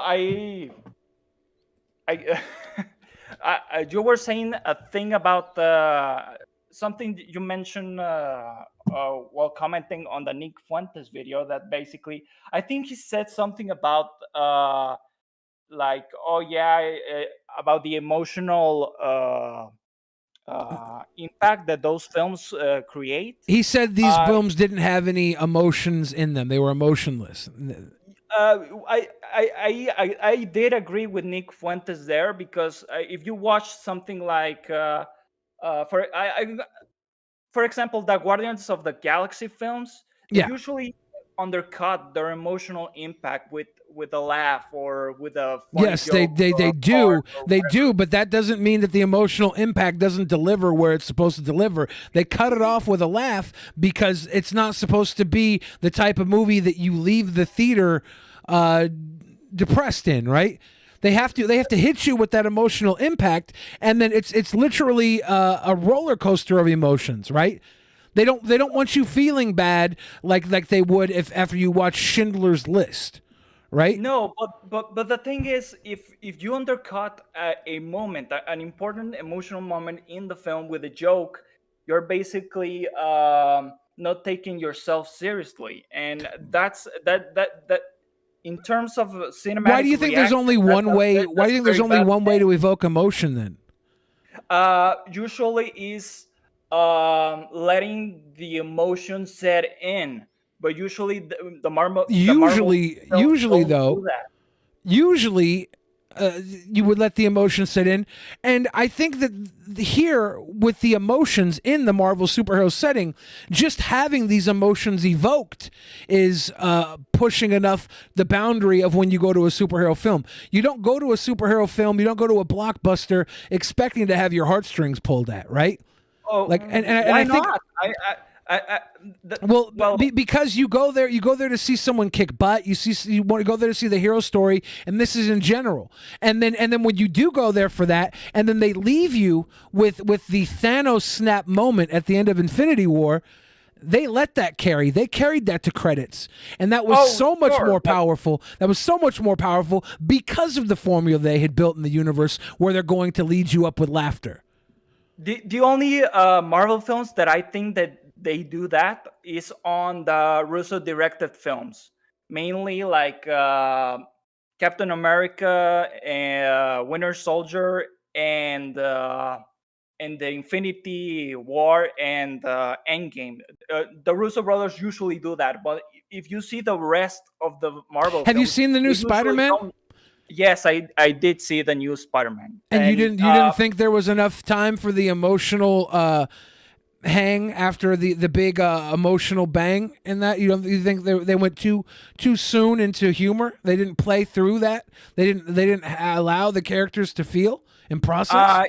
In that movie, it was basically a comedy. There wasn't much. It was of that. a comedy, but no, there was was a multiple. little bit of that There were in the multiple ending, but parts in that film where the emotions were piercing, and it was allowed to play throughout the film, and it had a very heavy tone. And in a comic book movie, we paid heavy prices for those moments as well.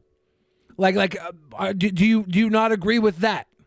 I don't want to spoil it for people, but I don't want to spoil it either. But there were payoffs not only in this film that had emotional connection for the main character, but side characters were having moments that paid off from years ago in this film, and there were deep moments of emotion throughout this film. Like I don't you could say because it was a comedy, because they were playing to laughs throughout the movie, that those moments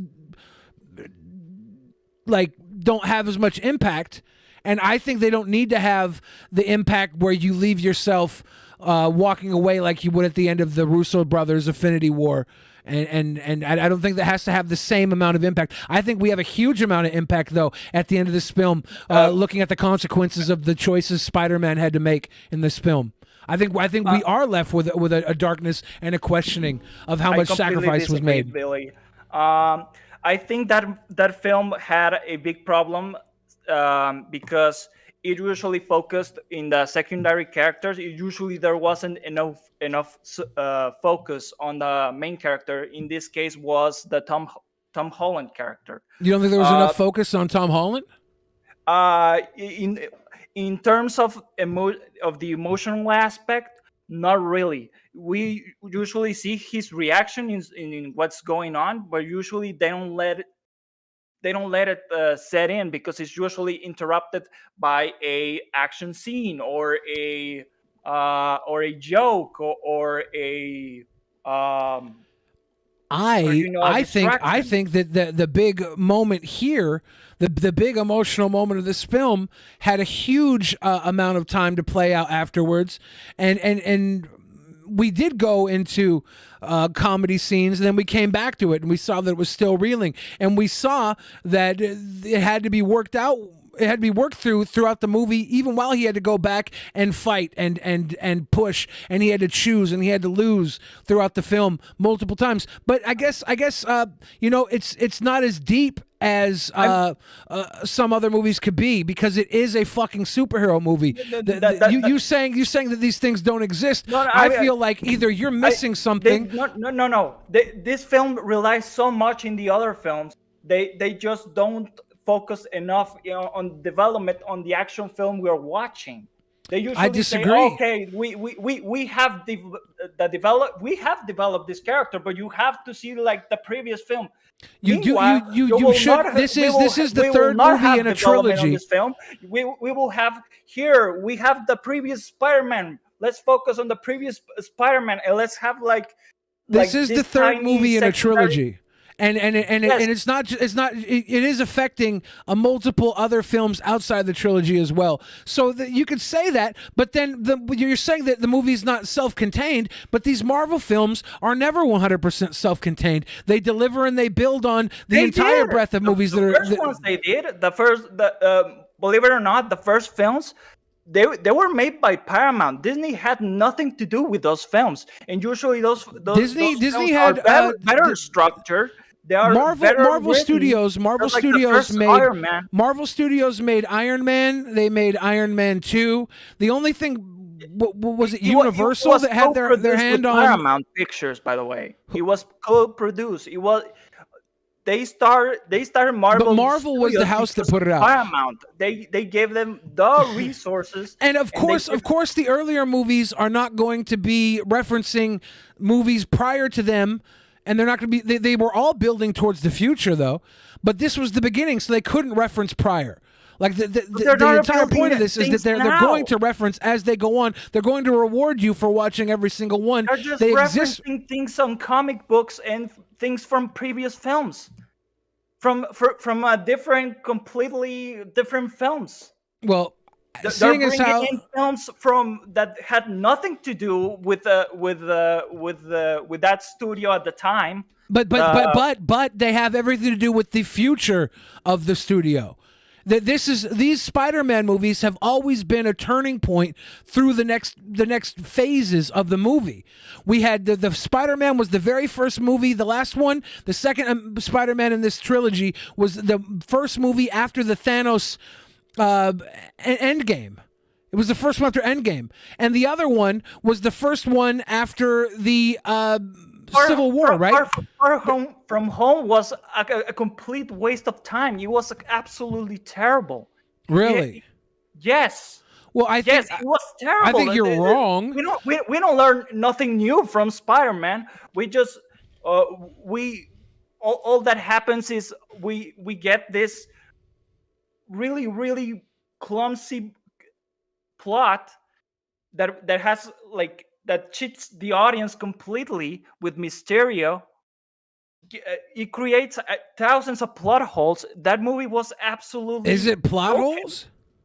It has a lot of plot holes. It's looking at the it's almost meta on how the world sees this post-truth society. It's actually very deep, and it sets up so much for the idea that we are being lied to through media, and that it's the media that paints the picture, and that goes on to this third one, and they have the sensationalism of media driving us to hate Spider-Man. That movie didn't develop that idea until the very last one with the what's it called? This last one, far from Home Run. I wonder if you have any depth, like if you just look at film from like face value. I don't see it from face value. I see it in a very deep form. What's incredibly shallow in that. Sure, they're pop films. They're pop. What's your idea of perfect cinema? Perfect cinema? Yeah. My idea of perfect cinema is a film, or it can be a trilogy. I see movies. What is a movie that you think is a perfect movie? What's your perfect movie? With a good film structure, a movie with good characters. What is your idea of a perfect movie? What movie that exists? What is a movie that you think is perfect? A movie that I think is perfect, Sword of Doom, directed by Kyoichi Okamoto, or Sword of Doom. Yes, Sword of Doom. Fuck, you know what? I forgot that we could have put Sword of Doom in theaters instead of Spider-Man. What the fuck are we doing as a society? What the fuck are we doing? What does that have to do with anything, Billy? Because this is a fucking pop culture movie, and you're over here referencing Sword of Doom. There are also many good films that are also popular. What's a good movie that's popular that everybody watching now has probably seen that you think is a perfect movie? Because you're giving me something that is so obscure. Okay, let me give you an example. Okay, let's see. For example, Jurassic Park. That movie had interesting characters. It had the original 1993 Jurassic Park. Yes. For example, that film is popular. It has a film structure. And what about the follow-up films of Jurassic Park? Oh no, those films are terrible. So here's what you're telling me. You're telling me that you're going to look at a film in a vacuum and say this is a perfect movie, and you're not going to look at what the Marvel Universe is doing on a grand scale that is beyond one singular perfect movie. They're doing something so big. This machine is so huge, and you're going to critique it the way you would critique Sword of Justice, or what the fuck you were talking about? Sword. There's been so many films, film universes in the past, Billy. There's been the Universal movie monsters. They had this movie, they had their own individual films first. Then they had I don't know, Frankenstein versus the Dracula or whatever. Yes. They had their versus movie. In the luchador films, I just made a luchador film. Those films also had like overarching narratives in between many films. They had their own. They had, for example, El Santo. Santo had his own film. Then he started. Santos was huge in Santo and Blue Demon, and they were together. And some of the narratives of their individual films transferring to the and you love those films. They come from a place of adoration. They have a cultural significance in history. Yes, and but some of those films do have a film structure. They do develop their characters within the film. They don't wait for the other. Is that why you're mad because Spider-Man was a better luchador film than all the Santos movies? No, I think it was okay in terms of visual effects. I thought it was because okay Spider-Man is the greatest successful luchador of all time, right? I don't think so. In the original Sam Raimi Spider-Man movie, he put on a mask and he fought Bonesaw. And Rey Mysterio used to wear a Spider-Man luchador costume. So Spider-Man is more influential than Rey Mysterio. No, I'm just teasing. But yeah, I think you're coming from a place. There's been better wrestlers than El Santo or. Of course, I think you're coming from a place where you are. You have this director mentality, and you see the world through your lens, and you're putting your lens onto other people's work. And I think that you're being goofy in the way that you are, because you're looking at Spider-Man in an overly critical way. And I don't. Not? I'm a filmmaker. I make films. Yeah, well, I'm a filmmaker too. I see mistakes on that film. I make films. I'm a filmmaker. What's the name of the film you made? I'm all over wasn't the aware films. that you made No. Being in a film is not the same as making it. I go out and I make films. That's not making IRL. it. I turn a camera on and I make That doesn't films. Oh my count, God, Billy. come on. on. Why doesn't it count? I tell That better doesn't stories. count. I tell better stories Being than. a movie is not like being a filmmaker. I'm a filmmaker. I'm a real filmmaker. Oh my God. Yeah, I turn right, a camera on, Billy. I point it at myself, and I turn the world into a film. And I've done it for Yeah, 1,000 right. hours. Well, you think just because you put a fucking guy in a luchador mask, you're better than me? Fuck you. No. Oh man. No, I think that you can't call yourself a filmmaker just because you've made a movie. I think that Why not? Why not? Well, then I can because I made hours and hours Make of content film. with a They camera. told you I'm a filmmaker. I have a degree in cinematography. What's that do? How many views do you have on one of your videos you made? Because I have 500,000 views. I have 500,000 views on a music video I made. That's a short film. What about that short film you made with Onision where you and Joe have gay sex at the end of it? Yeah. That is like art cinema. Yeah.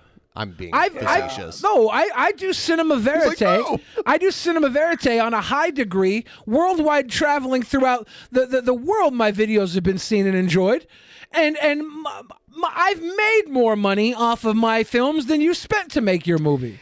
Yeah, but does that really the sim? Why is it any different? If he can compare himself, if you can compare yourself with your $7,500, if you can compare your $7,500, if you can compare your $7,500 budget to a $300 million film and make that think that you are an authority on cinema, then my fucking webcam out. I never said I was an authority. You said I'm a just director. said I wanted to debate you. You said because you're I a think you director. were wrong. I'm a director. I am a director. I make my own film. As much of a director as you say you are, then I'm a director as well, because you took Scorsese. Between you and Scorsese is a whole lot further away than me and you. From me to you. Why? Why? Because I said I have a degree in cinematography, motherfucker. I have released released films, short films that have done very well. Count. That's not really a Why cinematic doesn't it count? thing. Why doesn't doesn't have it count? cinematic language? Why doesn't it count? Because it's a video. It's a film. It's a short film. I don't know. It's a short. I told story. I took video. I took motion picture, and I made short stories, and the world loved them. I'm closer to you as a director than you are to Scorsese as a director. Joe's here. Hello, Joe. Joey. I love you, Joe. This is Joe B. Oh, thank you. Oh, this is is that not Joe? That's not Joe. Oh, never mind then. That's not Joe. I thought it was him for a second. God. Oh my God. I don't know who Joe B Well, is. Look, sure, you might have a cinematic perspective in that sense, but it's a completely different animal, Billy. I don't know where Joe Is it a completely different animal? My bad. Yes. Because here's the thing. I've worked with directors, and these directors they are putting together stories. Oh, that Joby. I know who that Joby is. Sorry for interrupting. I've worked with directors, and I think that every director has a vision that they see through their lens, and their judgmental vision of other people's work is through the vision of how they would do things maybe differently. Do you think that what you do, that you could with a $300 million budget, could you do something impressive that the world would love in a similar way? I could try. Yeah, we all could try. Sure, but with a budget of nothing, I've put together short films that have been seen by hundreds of thousands. I've worked on films that have been seen by millions. I've put together short videos. Do you ride bike whenever the weather is permissible? I ride bike when weather permits. Okay. Like I do things that are not too far away from you. I don't but have you made a screenplay? Have you written? I've been a part of making screenplays. Yes. Have you ever made a structured film? You wrote the screenplay. Yes. No. I'm not talking to you. I'm talking. Billy's doing this. Billy's Did I say I wrote this? I've definitely. You made a screenplay. I've been a part of screenplays. I've been a part. I've worked on these things. What does that mean? A part? I've been on movie sets and worked on movie sets. What I'm trying that to say doesn't count. Why does yours count? We're mixing words. Why does yours? We're not mixing words. I'm saying the little shit you've done is barely different than the little shit I've done, because we're both doing little shit in this world. You have a little shit that is a little more formulated as a director. But that doesn't mean I haven't directed on a small scale. Your directing scales compared to Scorsese aren't shit. I made a whole fucking film. It's over fucking 60 minutes. It's over 6. I made 10-minute films that are fucking. That's not the same. Why not? It's 1/6 of what you've done. And it's gotten way more. It's gotten way more views. Scripted, Billy. It's completely scripted. I script all the time. Then I shot the film. I made sure that every instance of the film, that the film structure was right. I made sure that it had interesting characters. It's not the same as making a freaking music video. I mean, is it that much different? I feel like you're putting yourself on a pedestal. Made a documentary film. It was what they call a medium length film. I'm in a documentary film right now that's doing huge numbers on Hulu, and I talked to the director of that film on multiple occasions.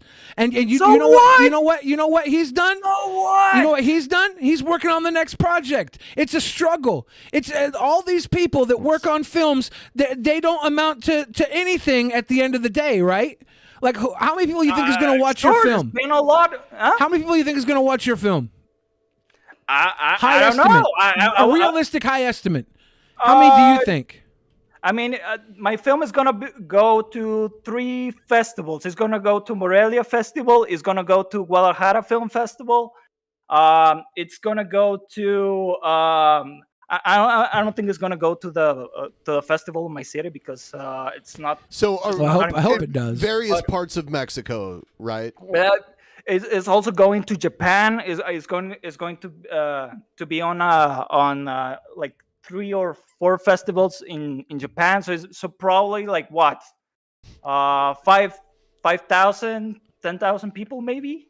That's if I get any distribution, sure, I can put it on cinemas and it's gonna be seen all over the world. But that's really impressive. I love that you're putting this work in.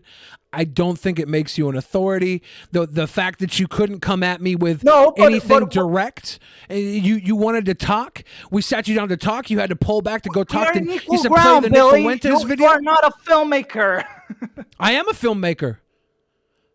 I make really a films. filmmaking. I make motion pictures, and people watch them. People watch them. If we can't get past this, if you want to have a critical judgment of Spider-Man, I think that I'm a lot closer to you. My work versus your work is a lot closer than your work versus Spider-Man. Can we agree on that? Not really, Billy. Well, then I think we have a failure to communicate. Rawcam 16 millimeter. Rawcam 16 millimeter. Billy, it's not the same making. That it's not the freaking same making a narrative film with the interwoven storylines to a music video. It's just not the same. I mean, is how many people go from making music videos to making big budget movies? Have you ever made at least a low budget film? Have you ever made? I have worked on low budget films. Yes. Narrative, yes. Have I film? directed them?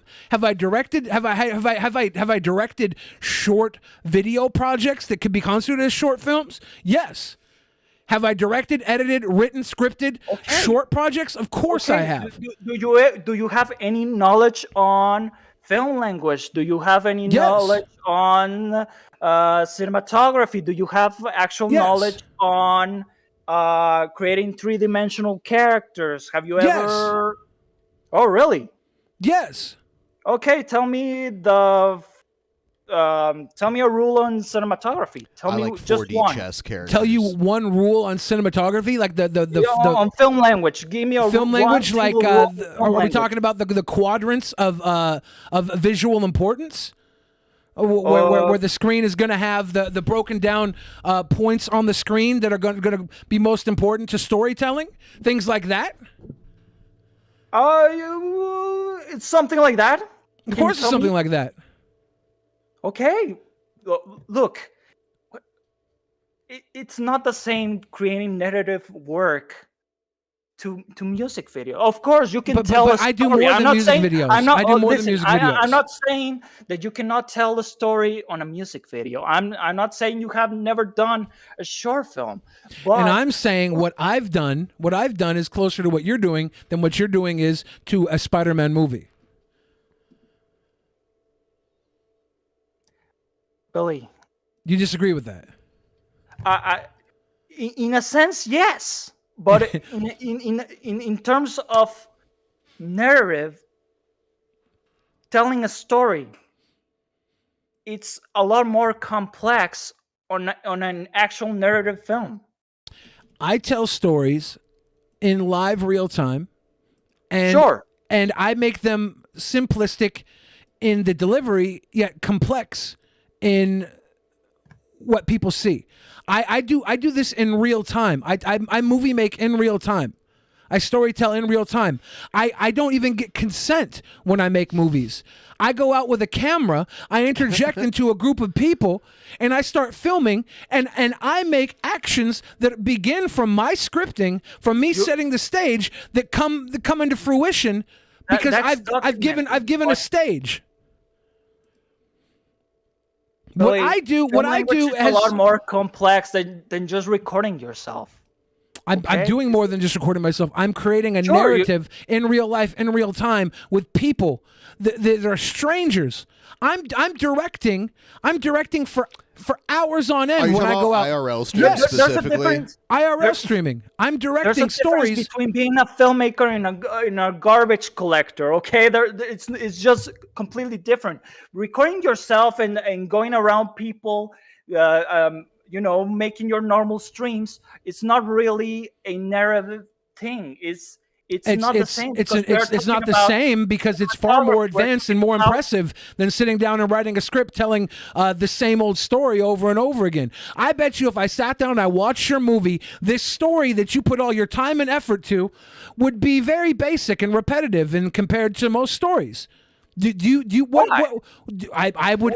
don't think there's many forms of storytelling that I don't think that most movies made are made that aren't telling the same story over and over again. By the way, do you think the story you're telling in your film is a new story that hasn't been told yet?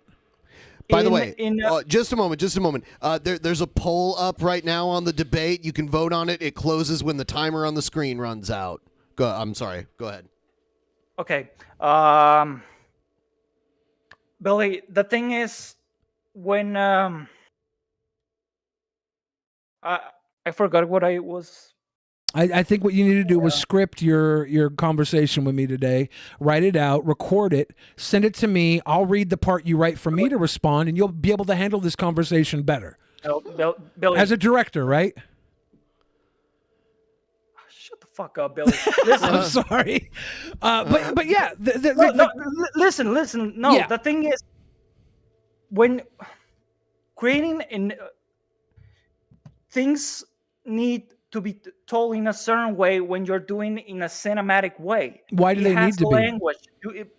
Because do you know what cinema verite is? Listen. I know what chili verite is. In the 1910s and the 1920s, there was a ton of studies on film. They researched the potential for use in propaganda. Yes. We know what makes the most impactful way to tell a story. Yes. And usually when you follow those guidelines, those rules, those cinematic rules. But once you know the rules, those rules can be broken, and those rules are only those rules are only there to appeal to the most common denominator. Yes, you can break the rules, but it doesn't matter if you don't know the rules, Billy. You need to know the fucking rules to break them. No, well, I mean, the rules are pretty easy to learn. If they were studying this in 1910 and they had a base grasp of those rules, and those rules hasn't changed for over 100 years, then some would say an intelligent mind would be able to pick up those rules subconsciously without ever having to go to a school and studying them. Why am I wrong? It has changed all over the years. Why am I wrong? It has changed. Of course it's changed. I brought up DARPA. I brought up the Hollywood studies with DARPA earlier today. Are you familiar with DARPA and the studies they've done to perfect the propaganda machine? Because it's there. You think I would know about things like that if I wasn't a little educated on this? Do you not realize this entire conversation has been me directing a movie between you and I? And I've been pulling this conversation out of you. When you came in here, you came at me with, I'm not sure. Why is it not the same? Why is it not the same?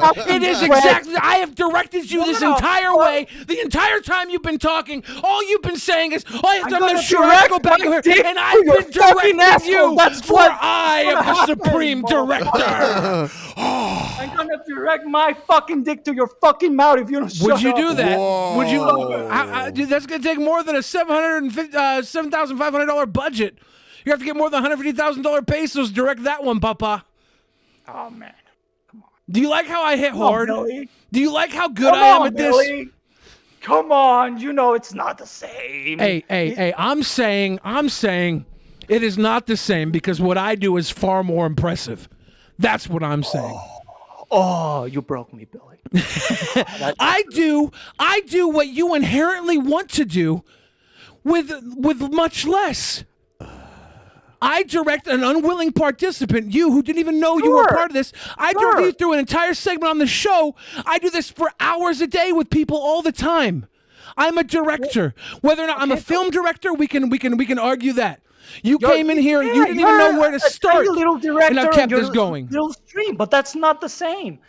In terms of production value, I can tell you that 1 hour of your stream compared to 1 hour of mine, mine will show bigger production value. It will show yours will show bigger production value. It will show better cinematography, better audio. Well, I don't. Well, not better audio because you give me pretty good, but you give me the same amount of money and time. You give me the same amount of money and time that you put into your productions. We'll go head to head, and we'll both make short films, long films, wherever you want, and we'll go to a film festival side by side, and we'll have battle films, and we'll do a double feature, and people will come and they'll watch my movie, they'll watch your movie, and at the end they'll say, you know, Billy's movie was fucking amazing. The Rawcam 16. Where is this coming from? Rawcam 16 film was good, and they'll say, I think it was good because he was challenged by an obviously better director. Yeah, sure. Let's try that. Let's try that. I really Wouldn't that be want fun? A movie made by you. In fact, I'll be in your movie. I'll be your movie. I'll be the main you character. would do well in my movie. Time out. Dylan Foster says Billy thinks being a sociopath is being a director. Dylan, have you not looked into the sociopathy and the jobs that go to sociopaths? Do you not understand the how he's truth? not denying being a Do you sociopath. not understand the truth in your statement right there? I don't think it. I know it. Go look at the top sociopath jobs. Right now, the top jobs for sociopaths. Top jobs for sociopaths. Oh, you know what? Here's someone else you wanted to talk to, Billy. I'll bring him in. I do want to thank you, Rawcam, for this conversation tonight. I think that it was a lot of fun. Hello, Egghead. Egghead, Billy was really disappointed in your actual Mania performance. Yeah, Egghead.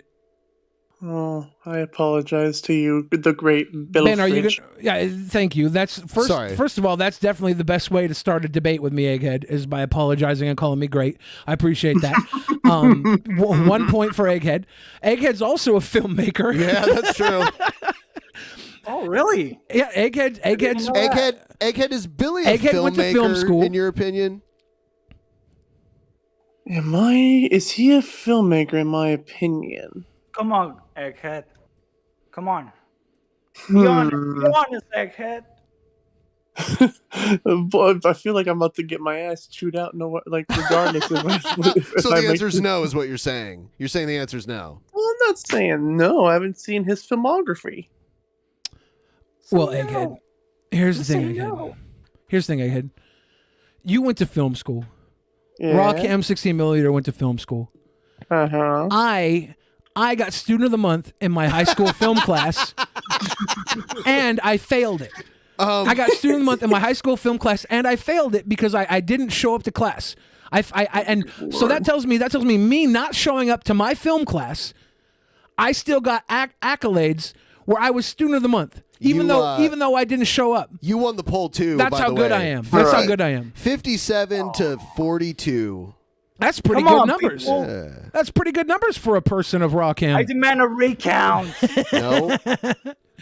Rawcam. Are you gonna be like Trump? Are you gonna be like Trump, where he says, "I did"? Yeah. Are you a regular viewer of the show, Rawcam? Have you been watching for a while? Yeah, I see. I see you. I saw you the episode 200. I think. Oh yeah. Around if you want to, when you got a trailer for your film cut up, if you want to send it our way, could we watch your trailer on the show and give you an honest review of it? Like, I'm not going to shit on it just to shit on it. Yes, he will. I will. Even if you shit on it, I'll be totally okay with that. Like, cool. It would be cool if you guys can react to my. I would love to. Make sure you get it in when you got it cut up as soon as you want to get it in. You know, if it's going to coincide with a release somewhere, let us know. If you just want to get some commentary going on about it, I think the audience would love to sit through that with us. For sure. Thank you for having me. Thanks, Sure. Billy, for having this very interesting debate, for debating me on this issue that I really like. I really love film. I love making films. I love helping others with their films. And thanks for having me. You're very much welcome. I appreciate the conversation.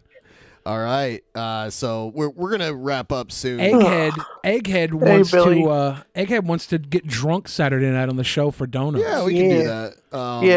Basically, Saturday is my dad's. It would have been my dad's 76th birthday on Saturday, and so I said, well, in honor of his birthday, and also to help with the goal, I was thinking, why not? Like with every big donation, I can take a shot. Do you think you're gonna vomit, Egghead? Yes. Oh God, probably. Nice. No,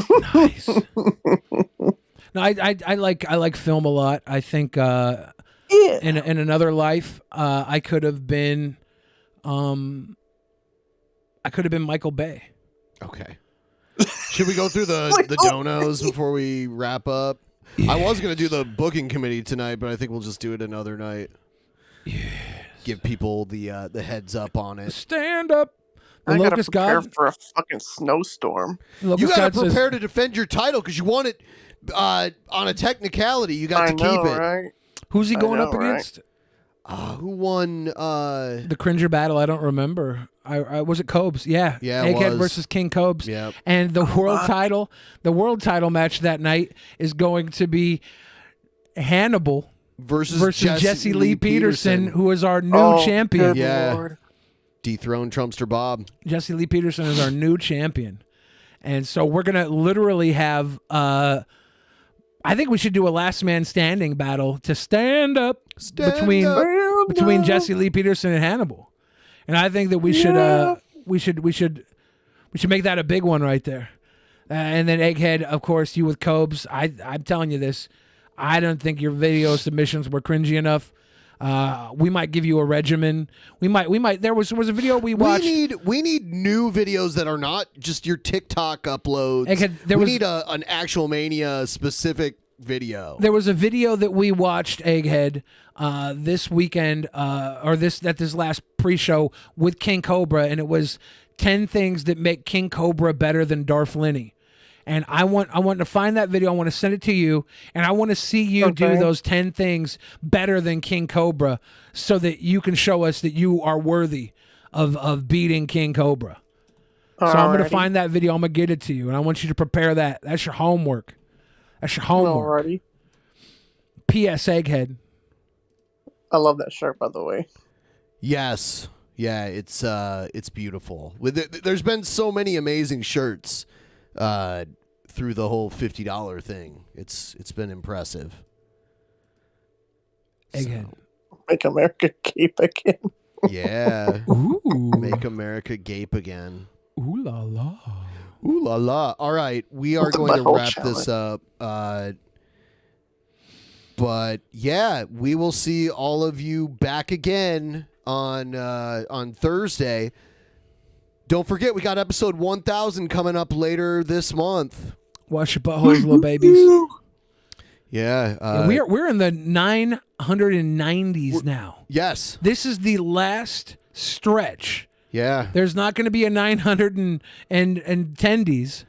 Tendies. There's no 910s. That sounds delicious. This is 990s. It's going to be triple digits when this one's over. Yeah.